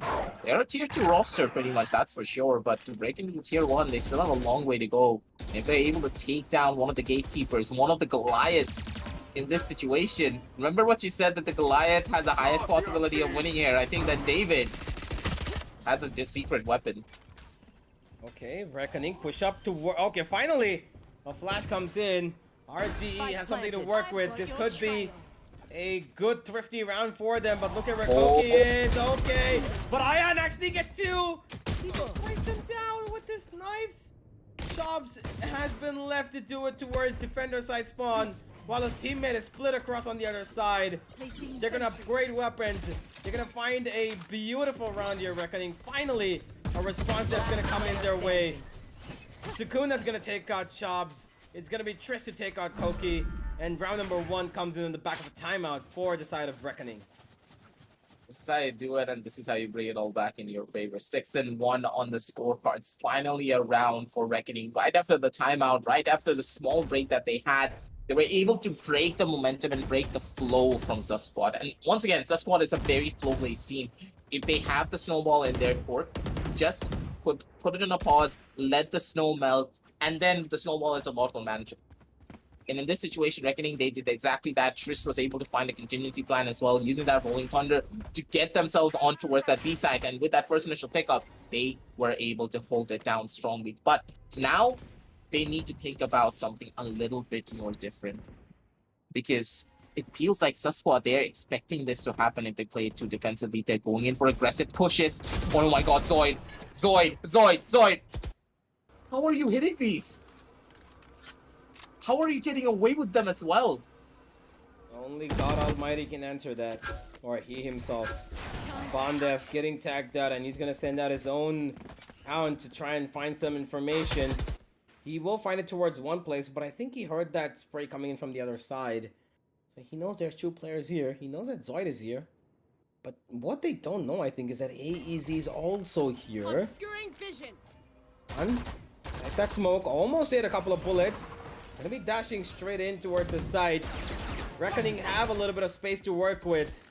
They need to take control of U-Haul, where they got 2 players running for them. AEZ sprays down 2 like it's nothing. Now in the 4 versus 2, they're gonna look for more. Bondev, he needs to get both these kills, but he's good only for 1. And Sukuna's the only man left, playing inside his own smoke, trying to challenge it a little differently. What? Chops! Okay. Chops! Chops! Okay. Okay. No. You don't do it like that. Thankfully, there are no friendship jams happening, because if it did, man, I would have lost it. Chops just hit a nutty shot. Again, somebody give us. Is it easy? No. I think that's only a Zoid thing. Break dance, not a friendship dance. It's a break dance. Yes, the break dance. Break dance. You know, you just go shake it, and hey, Universe has lost his mind. It's I've been on the screen for about 6 hours now, so I'm just having a bit of fun. Okay, so yeah. 7-1 is fun though. 7-1. I remember the scoreline from Brazil and Germany. Sorry if there's any Brazil fans over here. The Brazil national team. I love Neymar, but I think Germany just, humiliated the side of Germany. Oh my Germany god. Brazil. PTSD happening in the background for a lot of people. Yeah, but for now it looks humiliating for Reckoning if they don't find a way out of this. And Bondev, as soon as I say it, actually gets a beautiful kill. Brixet needs to do damage control here. He has an ultimate to work with. He does, but all players. No. What?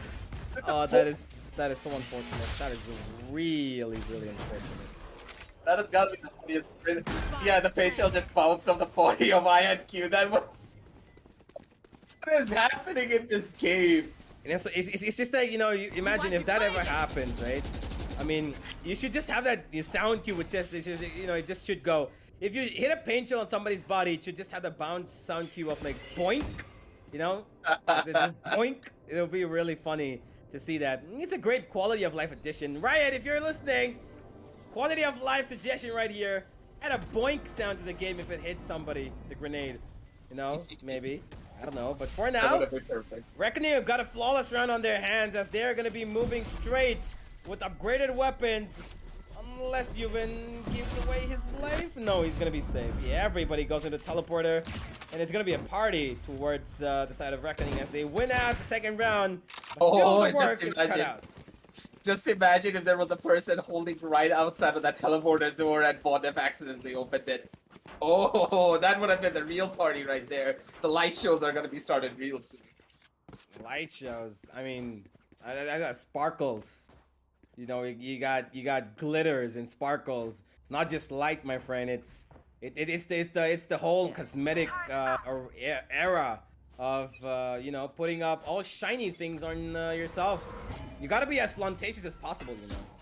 Hey, you gotta be fashionable, especially when you're playing the game of Valorant. Having fashion on your side is gonna give you that little bit of extra 10% headshot percentage. You never really know, and you know what I mean by fashion. It's about the skins, man. It's all about the skins. If you don't have skins, you're not playing the game right. No, you don't have skins, you're not gonna win the game. That's the role. Especially, you know, I myself, I love the Elder Flame Vandal because I waited for a year to buy it off the store. Even though I don't, you know, really have that much success rate with it, but hey, still works. And now it's for AZ to find some success with his Ruination Phantom. He's got stars around him, which is going to be a little bit difficult to dodge, but he's got inside the tube. Zoid and Triss find kills each as they've traded it off, and now it's up to the rest of the time. AZ gets one, but Ion immediately there for the trade. It's going back and forth so far. They still have an ultimate, and they've got chopped as well. Who gets a 2K, and it's gonna be 2 versus 1. He's done enough for the team, and now Bondef's left alone. He knows where one player is. He knows where the other is as well, and he's stuck in a really difficult position. That Boombot is not leaving him be free. Oh, now he's down 19 HP. Bondef, if you do this. Boy. 7 bullets, Koki. Oh, Koki. You gotta look behind. No, Bondef gets the better of position on him, and it's gonna be the end of that round. RG put up number 3 on the board, and they're still close by. And another round and the start of a new beginning here in Universe. It feels like this is the second win that Reckoning really needed to bring themselves back into the fray once again. But at the same time, they cannot let this victory get into their heads a little bit too much here. Because after that friendship dance on Bondef's body, I think he's bad. This guy has 10 kills, 7 deaths. And I do believe that as soon as he gets a kill on the Zoid in a 1 versus 1 situation, he's going to be doing his own breakdowns as well. RG focusing towards a short and hookah for the moment. This is not Ion towards Showers. He's holding off a push. Bondef is actually going to spot out 1, but it's just the 1. He's not too keen on pushing it. Zoid's playing on the back of that drone as okay, they've not spotted Ion, and if Zoid tries to push in and not aware of checking that corner, he might give away his life for free here. He's just holding down the ground at this point, while the rest of RGE are actually making their way towards A short. And there goes the drone. Ion Q's also going back from Showers to join them towards short. It's gonna be an ambush, ladies and gentlemen. And AZ is the only one here to stop it for now. Here comes the support. And finally, I really think that the showstopper really needs to be used here. Drixon, as soon as I say it, he's gonna go for it. That was a very weird showstopper. Okay. I rolled all that I have. Don't worry. Yeah. But he still gets a kill though. Zoid adds on to that tally. And RGE are actually falling apart. What are these jiggles from them, dude? Kuna! Oh. Yuven! They turn it around. 3 versus 2 back in their favor. Somehow it works. And both these teammates of Squad are on the site, but they still don't know where these players are. Yuven's gone all the way around towards Showers. As Sakuna is just playing around with them at this point with his utility. Zoid turns around. What? Gets a kill. Okay, then he just runs with the Vandal and gets a kill. I'll let him live with that, but Koki's not gonna live anymore.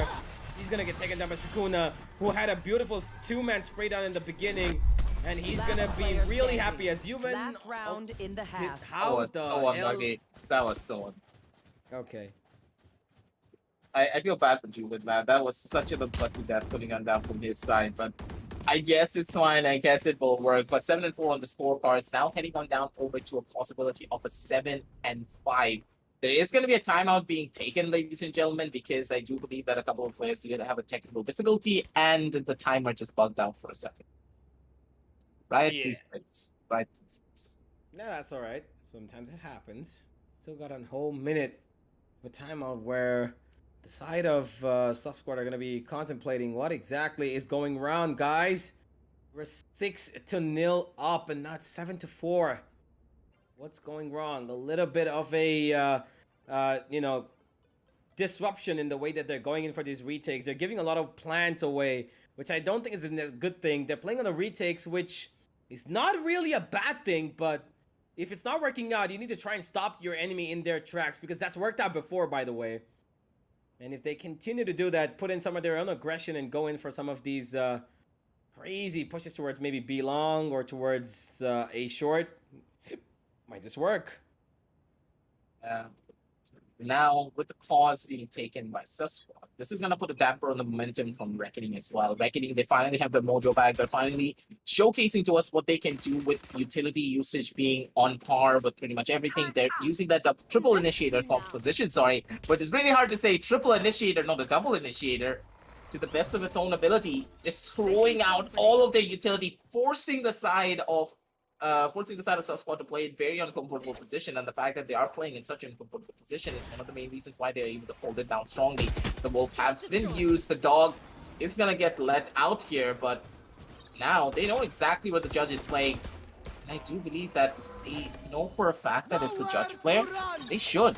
But now with the ultimate being fought from the side of Cube, and they're trying to clear out the angle of Hookah, but wait, they didn't tag him. Trick shot. They don't know that he's here in this corner.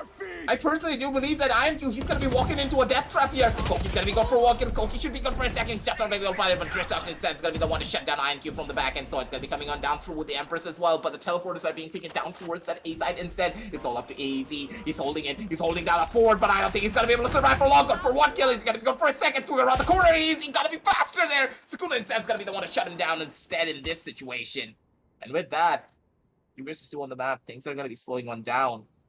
Don't know what to expect. They don't know what to do. They're holding the teleporter at trick shot. I like your planning by that, but I don't think that the side of Reckoning, they're going to be falling for that. They're going to wait. They're going to take control, and they are going to be pushing down towards the A side regardless. I think Drixit wasn't really holding down that position. He actually was disconnected, but Sukuna finds Chope somehow. Spike planted. The plant will go down. You are divided. Now they're going to have to wait. Oh, Zoid, he's left in a 1v2. Oh, that's about it. Yeah, I think, he's disconnected. Drixit's gone again. Unfortunate. Really unfortunate. He came back for a second, but then he disconnected again. Now, it's going to be pretty much an easy win. 7-5 half, not at all bad. Considering that they were 6-0 down, this is not bad at all. Yeah, that's gonna hurt just a little bit right there. Oh, he's back? Trick shot. Yeah, he's back, but no, he's gone again. Okay, so he's just switching positions. Yeah, okay. Oh, okay. All right, observer. Oh, look at this. Oh, Sukuna. Okay. Switching sides. If he had gone out, he would have seen the big face that we just saw. Beautiful big face of Raze. You gotta love Formless, ladies and gentlemen. He's the best. One of the best observers that we could ever have. But hey, fun and games were there, but at the same time, things are gonna be slowing down once again. That's the thing. Systematic play is the thing that brings you in a lot of those rounds. And in a way, I don't know what went wrong in that situation. Zoid, he was second guessing themselves way too much. He should have just gone in for the fight, should have just gone in for the swing, but he wanted to go left, he wanted to go right. I don't know, it was just a tiny little bit questionable. He just needed to isolate him 1v1 there, but it's all fine and dandy because Reckoning can raid. Yes, it was unfortunate that Trickshot randomly disconnected, but still, it would have been a really difficult round for him to go in for a possible retake situation, especially with all of his teammates being in such further up spots. They needed him, but in a way, Lady Luck just shone her light on towards the side of Reckoning, getting them that 7-5. They're going to be really happy. They're going to be stoked about this because now on the defensive side, this triple initiator composition can work its magic just a little bit more. But the fact is here, Universe, they don't have a Sentinel. And without that Sentinel, they're purely relying on retake potential. Are they going to be playing along those lines? Are they going to be playing based upon retakes? Or are they going to switch up their strategies to be a lot more one-dimensional is the real question. We're gonna have to wait and find out, my friend. Because as much as I would like to see them play on the retake with these 3 initiators that they have, it's Sova and Sky for sure. Yeah, informational wise, yeah. On top of that, you add the breach, you got flashes coming in. But you need somebody who can, you know, really make a difference in terms of holding down the site initially itself, not letting it go to a retake. Because sometimes if you let the plan go down, you never know how the post plan's gonna turn out, right? So you just have to wait and watch. We're gonna have to see how exactly it works out. As Drix said, is back on the server, and he is gonna be loading straight in. 7-5 half, ladies and gentlemen. Still in the favor of Squad as we move into the pistol for the 4th time in this series. Who's gonna be winning this one out? 7-5 of the cards. Stage has been set, and the second half is about to go on. It is a squad being on their own attacking side. They're trying to go in for an A-side execution, but to go in for an A-side execution here against RGE, it could be difficult, especially with a lot of the utility lineups that we know them for. But Revealing after what I saw on the map of Haven, man, I don't really know if I can trust RGE to be like that, like we normally know them to be. It's all up to INQ. He's giving away noise. That reload is going to be costing quite a little bit. Talking is RG holding down towards showers. They know the players outside here. And oh boy, Ion goes for the first initial contact, but AZ peeks out wide, shuts him down. And AZ gets another. Juven is not going to be able to get more than one. As Chobs lined it up completely. He's got players running towards his position, but he's got support. Hoki takes down one. Another one goes down to Chobs. And Reckoning have fallen apart. Yeah, in this sense, Reckoning, they just... How? What just happened, Universe? We just were watching this game. It was a really good hold from them. The positions were strong, but the shower push, Ion didn't need to go in for the reload. The fact that he went in for that reload gave away the sound cue, and in that situation, Squad, they were just able to use one piece of the utility, force them out of that corner, take shower control for themselves, and after that, it's all about the cleanup duty. Rookie mistakes, man. That's what's costing them a lot of these rounds. And if Reckoning are back to making those rookie mistakes after pulling off an incredible 7-5 lead on the first initial half, this could just break down here. Certainly could. To be careful, it's gonna be that easy. They need to make a comeback happen, and they need to make it with this round. They haven't really force bought into it. It's just gonna be too difficult for them if they wanted to force buy and get a kid win. But Chop's already found success. Sakuna goes down. Yuban in this corner is just gonna run to his death. Zoid is gonna make short work of him. And Ion with that shorty, well, he can only hope for somebody to walk in towards U-Haul. Look at where these guys are walking in towards. And the backstab is coming in from 2 people, and Bonnev actually finds one. Ion. To be careful, they still haven't spotted him out. Now they will. Oh! It's like YOLO! He knows he cannot get the kill onto the other guy. So he needs to go to the closest one. And poor AZ. He just had to be the scapegoat for that. Ion's like, you know what? Nah, I'm not gonna waste a bullet on this either. I'm just gonna run straight. No. I could hear the YOLO in his voice, dude. That's what it felt like. YOLO! He's just going in for it. He just doesn't care anymore. And hey, if you got a kill from it, it's completely fine. That's going to be another, I would say, decent round for the side of Reckoning. They got a couple of kills to work with, and that's all that they're going to get. Not much more than that. So that squad, they're in a pretty good squad. They're able to hold it down strongly. And now playing on this bonus here, what can you do? How do you want to hold it? You have a triple initiator composition. Maybe going for something a little bit more aggressive. You have guns in your hand. Where's the push on A mid? I have no idea. Right now, though, they've put a lot of players on towards the A site. I'm gonna have to wait and see how exactly it all goes down. Okay, the B side's gaining a lot of attraction. Here we go. Squad attacking here pretty heavy. And they're gonna get the side for free almost. Their utility has cleared up most of the stuff. But Trist is still here. He's got his blinds as well. And Bondef is here to support him, who's got 2 of his own flashes. Flashes go in, but there's gonna be no kills at the back of it. Trist puts down his aftershock. Nobody's gonna be hurt by it. Here that was so much utility being dumped here. Guns gets another. What? Okay. Bonus round working out so far. Sukuna, he takes down 1. Concealment. That's a good start, but he needs to find more. These Spectres are doing a lot of work, but Sukuna's doing it as well. 2 versus 1. Drix is left alone and nothing more he can do. It's gonna be Reckoning to pull this back. No bonus round victory, but damage has been done. Yeah, good chunk of damage as well. 9-6 on the scorecard. Sadly, it's not going to be on the reverse for my favorite scoreline, but Right here. it's going to be 3 kills for the side of the defenders. They're going to be really happy with it. The bonus was super successful, I would say. And in a way, it could have worked out as well because it felt like everyone was going in for fights that they really should not have been going for when it comes to their post-one positioning. And so squad, they made a couple of mistakes. It does happen. But for the side of Reckoning, they were able to man up to their mistakes and they were able to take the fights properly as a unit.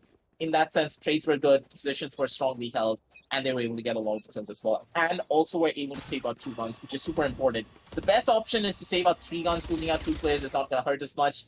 It's going to hurt a tiny little bit more, but you're still going to be able to work with something. But the real button in this situation is that you need to win this round. If you're not able to win here, you're going to be forced onto an equal regardless. Oh! All right. Ion goes in for the straight up kill. Not worried about anything. And RGE have a beacon of hope to work with. They can't get back into this game sooner than they did in the previous map. Revealing area. Even he's gonna get information here just by the fact that his recon got destroyed. Sukuna's looking in the right direction and might just spray down a couple. Oh boy. Fault line gonna tag down both of them to get concussed, but it's not gonna get anybody in terms of kills. A lot of stars being deployed here. As many as they would want to put down to get some cover. Ion's in a position where he can get an easy kill and get away with it, and he will. Goes in towards U-Haul. Here comes the ultimate. Koki wants to make this work. He's not gonna let anybody come through. AZ finds Ion. He's looking in the right direction. Yuman finds Zoid. And this lockdown is gonna be a little bit problematic, but they take care of it. AZ down 5 HP. There's nothing he can do. Another round for RG. And the breakdance on the reverse. Come on, show it. It's gonna be an old dog doing the breakdowns as well. It's gonna be Trist pulling off his own moves here. Hey, who says that you can teach an old dog new tricks? It's gonna be Trist to showcase to us exactly what he can do. And with that, 9-7 on the scorecard here, ladies and gentlemen. And this is the second win for Reckoning once again on their own defensive side. They're able to go in for the holes. They're able to go in for the swings. And they're playing it so beautifully as well. They don't have much to worry about. If they're just able to keep this momentum in their favor, if they're just able to play for the trades like this, use their utility in proper conjunction with one another, they should be able to take this win and send us down over towards the third match. True. It's just about the coordination that they haven't had so far, which they can build up over here. Just need to be a little bit more patient and careful. Comeback is on the cards, it looks like it at least. Trist, yet again with his fault line. Not gonna touch anybody, actually. Side of the squad, Art and Nico. Trying to find some success, but Sukuna's gonna find Zoid instead. Success in their names. Drixit almost dies, but Trist is actually gonna find both of them. Not just Drixit. Spike down A. Sukuna adds on to that tally as Chobs is being forced out of his position, and he's gonna be forced out of the server as well. It's gonna be another round. 9-8 we go, ladies and gentlemen. RGE are going nowhere. Yeah, RGE, this is what they can really do. This is the thing that they were trying to employ. And in a way, I kind of understand. I believe that their defensive side is where they really wanted this composition to shine, and that's exactly what they're doing. In a way, though, I didn't expect the composition to work like this. They're going in for a lot of defensive holds and playing based upon retakes. I expected them to be a lot more aggressive on their defensive side, to go in for fast execution, heavy rushes, but that's not what they're doing. They're playing it slow. They're waiting for Squad to burn out all of their utility, and then after that, they go in for their own retake with all of the utility in their favor. And oh my god, Bondef. Yeah, he's bad at Zoid, dude. I think that this one tap just Enemy. made sure that that breakdance is never gonna happen again. Indeed. Drixit still around the corner. They might just get a two-man spray down. They've made Juven go down 11 HP. And Chubbs is gonna find Bondef, and suddenly this is turned around for the side of the attackers. Ion will find one kill, and that brings it down to a 3v3. But still far away. Ion eats a bit of that shock dart, just a touch. Standing ahead, still alive though. Here comes Andre straight from the defense. Juven wants to get a kill, and he really needs it for his team as well. He's just gonna hold down though. No tags, nothing whatsoever. But the plan will go down. It's gonna be a retake. Just play it slow, play it steady. Do not go overly aggressive. This is so important. This is so crucial. They cannot go in for stuff like this. Slow and steady wins the race. They have ultimates to work with as well. The Astro Wall has been placed, but IMQ, he's slowly walking up. He has the entire side under his favor. And the fact is, they're playing the position so poorly. This could be difficult. But IMQ spots out the shoulder. He's going to be good for one kill. It's going to be another pickup from the side of Brickshot. He's going to be able to send that rocket. The party's already there. And it's going to be AZ putting the last bullet into the skull of IMQ to send them back home. Unico in the sky as well. The observer knows exactly what's up. 10 and 8 on the scorecards for the side of Sus Squad. And finally, they have their mojo back. The positions were strong. A little bit dicey, though, at the same time, Universe, because right at the very end, I didn't like the position from the side of Chobs. If Chobs was playing inside of sight, I believe that things would have been a little bit better for them. Just a little bit. Yeah, they would have been better. But at that moment, he just had to go for what he thought was best. And that's okay, though. His teammates had the ultimate available. And that's what he was counting upon. More so than his positioning. And that gives Sus Squad the 10th round. Finally, a response from them. As we are moving into unnumbered 19. We're Reckoning desperately need this. Sus Squad, they can't afford to lose it, but I'm pretty sure they don't want to. Nobody really wants to lose a round. What am I saying? Nowhere to run. Here comes Argus Fury! Chubbs is gonna get a tag onto one! Might just find the kill, but it's gonna be Ion! Oh boy. I thought it was gonna be a kill for Sus Squad, but it's Ion who actually capitalized upon it. He has a kill onto Showers. And Zoid's been eliminated. So no more dangerous stuff from him. Put the bot at the pool. Oh god, I feel bad for that. Yeah. There they go, towards B long. Drixit might get one, but he's still got another player to focus Spike upon. down, B. Ion comes and takes him down. And the last man standing is Koki. He's got players towards B long, and he's the one gonna be able to take him down. Trist finds another round. 10 to 9, Reckoning. They are gonna be fighting another round, but they're still in deep waters. They need to be careful. They will get this round though. It's gonna be another eco for the attackers, for the side of Sus Squad. That means 10 and 10 should be coming up on the screen within about 2 minutes. That at least is what we think of. But if the side of Sus Squad somehow pull out a Thrifty, it's gonna be a whole other story. They're doing something insane. They're able to find a lot of these rounds. They're able to trade blow for blow. But the thing is, IMQ on this operator, he's like the literal force that is causing them to not win out on a lot of these rounds. But Trickshot, you know that Ion has an operator. He didn't opt to go in for a dash, and he still wanted to hold that angle. With a Sheriff Munch. Whatever floats your boat, man. Whatever floats your boat. Now that they have already lost a man, and pretty much are gonna lose the rest of them as well, because look at our Bond episode. Oops. Oh, Ion is not afraid of anything. Just runs straight in, finds a kill, pretty easy. Okay, Koki. The tag team duo over there gets an easy kill as Chris is looking for one himself, and he's gonna get it. Easy. Completely taken out of the equation. Koki is the only one left on towards the B side. Yeah, even though the plant goes down, he's gonna be able to. Okay. Finds Koki! another beautiful kill. Chef's kiss. 3 versus 2. Last player standing. But that shock dart is gonna nullify that 2 to 1. Cut the force in half, and IonQ is gonna make it 0 as the 10th round comes in. But Sus Squad did a pretty good job of getting the plan and damaging 2 players on the side of RGE. Gotta say that INFuse is a smooth operator indeed. The way that he's able to just swing around those corners, the way that he's taken all of these fights, it's just absolutely incredible. But at the same time, I personally do believe that the lack of utility from the side of Sus Squad is slowly but surely catching up to them. Reckoning as a unit, they were able to finally break their bad habits. They're playing together as a squad. They're playing together as a roster. No more rookie mistakes being made by them. No, sir. They got a pretty good thrashing from Bondef, I do believe, being like, boys, focus on the game. Focus on winning later. And in this situation, that's exactly what they really do need to do here. Because now Reckoning, they're the ones at the driver's seat. They're the ones who can try and hold everything off here. But Ion, I don't even know what to say about this guy anymore, bro. Look at okay, Trickster. trick shot. How is he allowed to get away like that? Twist.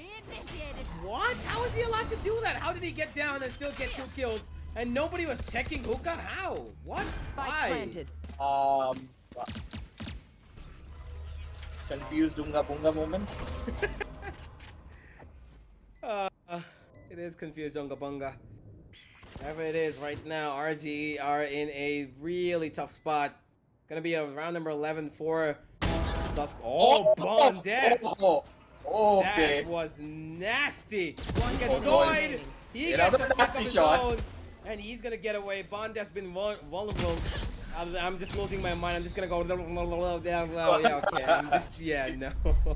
Yes, you ate a little bit of a center fresh, didn't you? Just before we Yes, discuss. yeah, I'm just, I'm just every time I look at shots like that, I'm just like, yeah, Center fresh no. moment like there, ladies and gentlemen. But Yeah. what is happening throughout this entire game? It feels like both of these squads, they're just going after one another. Strategies are being made, strategies are being broken. And on the map of Vine, yes, Sus Squad's having a really rough time on their own defensive side, but slowly but surely they're able to take a couple of rounds away. But thing is, they don't have that wiggle room anymore. Initially, it was what? A 7-5 scoreline. Now it's an 11-10. They're trading rounds back and forth, and when you're trading rounds like this, your economy's gonna be taking a big hurt. And you can see that from the side of Sus Squad. A couple of their members still can go in for buys. They have the money, but when it comes down to the bank, they pretty much have nothing. Same goes for the side of Reckoning as well. A couple of the members are going to be able to go for one more buy. Both of them have one more buy to work with. So if the side of Sus Squad are able to take this round away, they have match point in their favor. If Reckoning are able to take it, they have the 11th round in their favor. Both of them have pretty much nothing to lose, but in a way, it is going to be the side of Sus Squad being in the better position overall if they're able to take a win here. They are the ones who can set up the pressure. They're the ones who can constantly keep the force going. But I want to highlight one thing, man. Look at the scoreboard and look at Sus Squad. Everyone's at 15 kills. Like, Zoid just needs to get one more and it's already done and dusted. That is the most even scoreboard that I've ever seen in my entire casting. Yep, I have to agree with you. I love it. 15, 15, 15, 14. But Trist is going to put a dent on that. As soon as he goes in for it, you can see those lines. They're teasing us at this point. He's holding it on still, and he wants to go towards B-Long. Good decision, too. But look at these players. They're running away. They want to go towards Hookah because they know Bondef is here. And the minute he moves out, he's going to face a lot of players, and he's going to get taken out. Oh, Here dude, there's no one there. Thunder, AEC. He's got stuck, but he still don't want. He's not going to kill. Trickster gets But spawned, over- though. Zoid has on, and a lot of chaos going in over here, ladies and gentlemen. RGE need to make this work. This sprays going down back and forth, and it's going to be RGE to lose out this one as well. Too many players to face off against. Too many bullets being sprayed down in their bodies. It's going to be match point for Sus They Squad. waited too long. They waited too long. Universe, they waited too long for this retake. Yeah, I think they did. I think that ultimate, the Rolling Thunder should have been committed a long time before. It's just, he was teasing and flirting. By the time he realized it, the girl's already gone. Oh my god, that's gonna hurt. Yeah, you just hit me on the feels right there because that's my experience at one point. A girl did that to me, and then at the other moment I look away.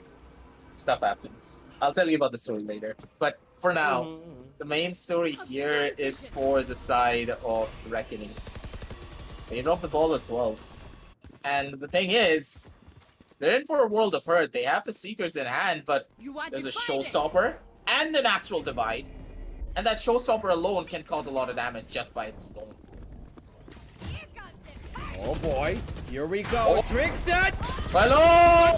What? What? What? The gun barrel was poking through the astral wall, man! The gun barrel was poking through the astral wall, man! The gun barrel from the one side on the other! What Having the a Phantom hell? works out better for this very reason. The Phantom is a longer gun. The gun barrel is longer. That's why it's better. I have no words before now. Ion needs to make things work. Gets one kill, goes for a dash again, but he's not gonna get the kill. Zoid makes short work of him. Sukuna needs to get this one, but Zoid! Oh no! Ow! Sukuna missed that! He gets Oh, killed! Sakuna, come on! Sukuna! I'm still on it. Oh my god, the intensity is rising up, but it's gonna be the end of the intensity, ladies and Attackers gentlemen. win. The squad beat Reckoning 2-0! What a day for them! I'm just done. I'm just done. I've seen pretty much everything. It has all happened. We have watched the side of Sus Squad just take something like this. What do you even do here, ladies and gentlemen? The way that they're able to find this, the way that they brought everything back here into their favor, it's just absolutely incredible. Just look at the scorecards here, Skilo, man.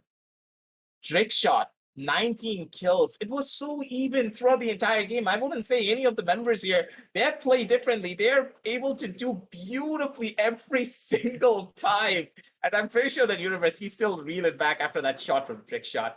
Trick shot, he had the longer gun, and in this situation, longer gun was the main thing that they needed to bring everything back onto their court. But talking about the game in general a little bit more as well, Q Universe, I really want to ask you that, what do you think went wrong for their side? Because it felt like, hey, I expected the side of Reckoning to take this. They were playing it slow, they were playing it smart, they had a little bit of a rocky start, they were able to fix everything up here, but then right at the very end, they started making the same mistakes all over again. It's like a topsy-turvy roller coaster. They understand what they're doing wrong, and they did start doing something a little bit worse. That's kind of the thing here throughout this entire matchup. As we do head on down over towards the series highlights later on here, after we head on down over to the map video itself, I mean, that's where the real fun is about to start. That's where the real problems are about to begin here, because what went wrong? But that's the thing.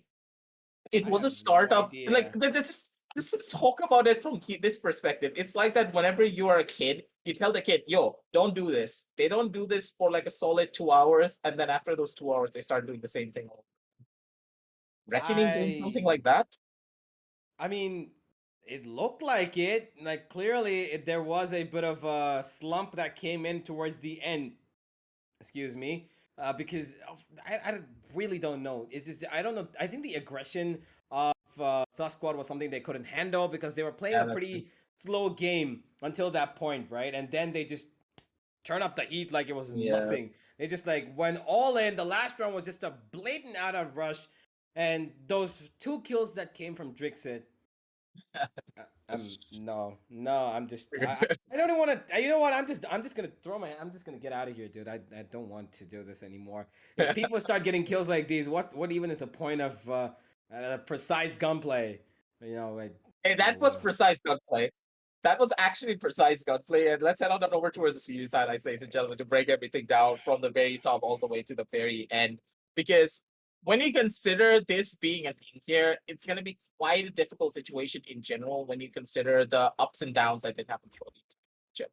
Looking at how the game was going, looking at how everything was playing out for them, Reckoning in the sense that they were having a bad day, I kind of understand. Everyone has a bad day. Sometimes you're not going to be able to perform to the best of your own ability. Sometimes you just need to take that back seat. But to take such a backseat like this, Universe, you expect them to, yeah, you can miss out shots, but to make fundamental mistakes in your gameplay, that's not something that you should be doing, especially when you're considered to be a top caliber team. Like, Reckoning on the map of Haven, it felt a lot more prominent than on the map of Bind. Bind is where they performed really well. They were able to go in for a lot of those fights. They had a really solid plan to work with as well. Even though they were running a triple initiator composition, God forbid. Thankfully, it wasn't a flash fest coming on down from their side. Otherwise, I needed to buy a couple of sunglasses. But right at the very end, I hope that they would actually do that as well. Why were they playing it so slow? to show this much respect to a team is kind of questionable. You would expect that Squad would be the team that showed a lot of respect to Reckoning, but instead, they're the ones who absolutely gave like no two dams. They were swinging corners like it was nobody's business and getting kills out of it as well. Just look at Zoid. Zoid was the primary example of all of it. Yeah, he was, you know, the primary example. Zoid did such a great job of just getting on, you know, every single avenue that he could. He just made sure that he had so many kills for his team. The first map was brilliant from him. The second map just as good even. I really don't know what exactly it looks like on the other side, but looking at it from RGE's perspective, and you've got a player like that coming up against you who, well, quite literally is not, you know, somebody that you can stop when he's having such a good time, is it's going to be a trouble, clearly, because that's what it looked like. 11-5, they were up. It was 11, you know, what a beautiful game of Haven they had. They let a couple of rounds slip up, but in the end, Squad clutched it out, and I'm really, really happy for them. They've taken off our predictions. We thought Reckoning was going to win this, but they threw it completely off the board, and I couldn't be happier to be proved wrong. Yeah, in a way, we were talking about the side of Reckoning being able to take this on an easy 2-0. There's nothing to really worry about. They're the juggernauts. They're going to be the Goliaths of this story. And in this situation, the Goliath is supposed to win, but David seems like he had that secret weapon. And in this sense, it was just a lot of practice and also a couple of trips down to the club as well to, you know, work on those breakdancing moves. You can't really forget about that. So in that sense, moving on down the line as we look at the scorecards for match number 1, Zoid, 22 kills for this man. INQ played his heart out, 27, but Bondev, in general, he was having such a slow day. And you know for a fact that if Bondev's having a slow day, the side of Reckoning, they're not going to be able to perform to the best of their own abilities because Bondev's like that pillar. He is the spine of the entire roster. And if the spine is not there, if it's not straight as it can be, we know for a fact that the entire structure of the body of Reckoning can just start crumbling immediately. Yeah, that is true.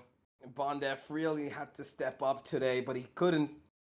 Kind of gave way to their loss, I believe. And let's just move into the second map, because after this, that is something of a little bit more, I would say, you know, perplexing order, because I really thought RGE could have won this one out. They had control. In the first half, though, they completely lost it. 6-0 they were down, and they brought it back 7-5. Close enough, the closest that they could have gotten, I believe, letting away only one round to the side of Squad. But then, in the second half, after Squad got their advantage, they pulled back a couple of rounds. They came 9-9, they came 10-10. But after that, the next 3 rounds were just all for Squad, and breakdances like these were what we are living for. Okay, the dance moves are going to be beautiful from Squad as well. They put in the time, they put in the effort, not just to improve their gameplay, but also to improve their dancing kills. A man of many talents, this Zoid. And hey, trick shot, he didn't want to get showed up as well. Beautiful game plans coming on down from shots were clean. And they had the confidence. That's the thing. Squad, they were brimming with confidence throughout the entire game. But for Reckoning, as they were having a bad day, the confidence was just not on their side. Bondev second-guessing himself is something that I never really believed I would ever say. But Bondev, just it's not happening for him. In these type of situations, you would expect him to do a lot more, but it can happen. I really hope that Reckoning moving on down the line, they're just going to be able to brush off this loss. It happens to the best of us. You're sometimes going to lose, you're sometimes going to win, and it can happen. Not much that you can do about that. But in a way, I would say that Squad, they have made a lot of improvements. The main problems that they had previously was their team play, was their trading, and it feels like their trading has improved massively. Their team play coordination is a lot more beautiful as well. They're going down together as a roster. They're taking fights together as a squad. And that's what you really want to do every single time. And in this situation, Squad, they've showed to us the fruits of their training. They know exactly what to do in every single situation. Utility usage is on point, which was one of the biggest flaws, I would say, from their side. And now that the utility usage has been worked out, it's all about ironing out the edges. The more plays that you do, the more you play together as a squad against a lot of these higher caliber teams, you're going to be able to learn. You are going to be able to fix your mistakes, and really hoping that Reckoning, even though they did make a lot of rookie mistakes, they don't take it to heart. They're still going to be one of the best rosters in the entirety of India in my eyes. if they still play their parts properly. True. Sus Squad have been a pretty dominant force in this side, in this match at least, and that's a pretty great start to the season. They're gonna have I believe, much better time with teams that are gonna be coming up against them if they've performed the same way against Reckoning against the other teams. It's just about their consistency at this point, what they're gonna keep up. This is what them at their potential best. And they are pretty good when they're at their best, and you can see it. And if they continue to do this, they will be good enough for the qualifiers, for the playoffs this season. And yeah, to be honest, I would want to see Sus Squad in the playoffs. I would want to see them try and reach for the glory of that trophy, just because they're a team that has shown so much, passion, so much confidence, so much talent. And they've been here for 2 seasons. They're planning to stay here for every one of the ones that we have left. Yeah, they're not going to be going anywhere. They have won the hearts of everyone back at home. They're no longer going to be the sus people that we kind of are trying to figure out if they're going to be able to make it down over to the playoffs. Maybe they're going to be the ones to win everything out here. The imposters winning, that's quite unlikely, but at the same time, it can happen from time to time as well. The new kids are on the block that have shown us a brand new face. And hey, Sus Squad, Drake Shot leading the charge with 19 kills, Zoid going in for 18. It's going to be Koki being on a 15, AEZ on 16, and Troops on 16. Everyone, every single player from the side of Sus Squad stepped up. And you can see it from the scorecards as well. They are together as a roster. They're together as a unit. And you're seeing something like that on the scorecards. Every other team now watching their VOD once again here, ladies and gentlemen. They need to be scared because Sus Squad, they're out here in season number 3 with a death sentence on for any of the other teams that go off against them. Looking at the scoreboard, we're going to just have to see how good the teamwork has been for them. You saw that everybody had a pretty good set of kills over there. And overarching storyline, ladies and gentlemen, didn't have to see split. It's going to be Sus Squad's logo on both of those maps as they finish it off 13-8 and 13-10. Gotta love it. They have taken out both the maps, and they will be going ahead with victory in their hands for the first match of the Tec Gauntlet Season 3. It's been a really good start for them, and I really hope they continue it because I think that they deserve, a slot in the playoffs after all that they've been through. That's for sure. Let's head on down over towards the group standings and see exactly what that is going to be looking like with all the squads all slotted up and ready. Sus Squad moving up to the second position for themselves. That's going to be the main thing that we really do want to witness here because having such a good start to season number 3 could be a sign that a new storm is about to brew up, and it's going to be the name of Sus Squad trying to take down pretty much everyone here. As you can already see, Velocity, they're right off the very top. Sus Squad, they're also going to be able to move on towards the second. Weird being on the third, and only Friends, Reckoning, and Enigma, they do lose out on all of their games, so sadly they're not going to be on the point board, but the next match here, Universe, that's going to be an interesting one. Salt going up against FS. That's going to be a hype one for sure. Yeah, most certainly. Salt reigning from the regions of Pakistan and FS, who have had a pretty up and down season. They were, a team that, last season at least, they showed that they could be a part of the top tier. They went up against the likes of Force One. They actually won out a couple of duels against some of the top teams. They made sure that they stayed in the competition. And now they're going up against a top tier team of Pakistan. How they're going to fare out over there, we're going to have to wait and see, because this is going to be the debut for Salt Esports as well in this competition, Tec Gauntlet. So yeah, we're going to have to wait, but unfortunately, today is coming to an end. Yeah, that is for sure. It's going to be a long, hard day for Universe. I can see it in your eyes, but you're really tired. But I believe that this match kind of invigorated you, especially after a couple of the shots coming out through from Drake Shot.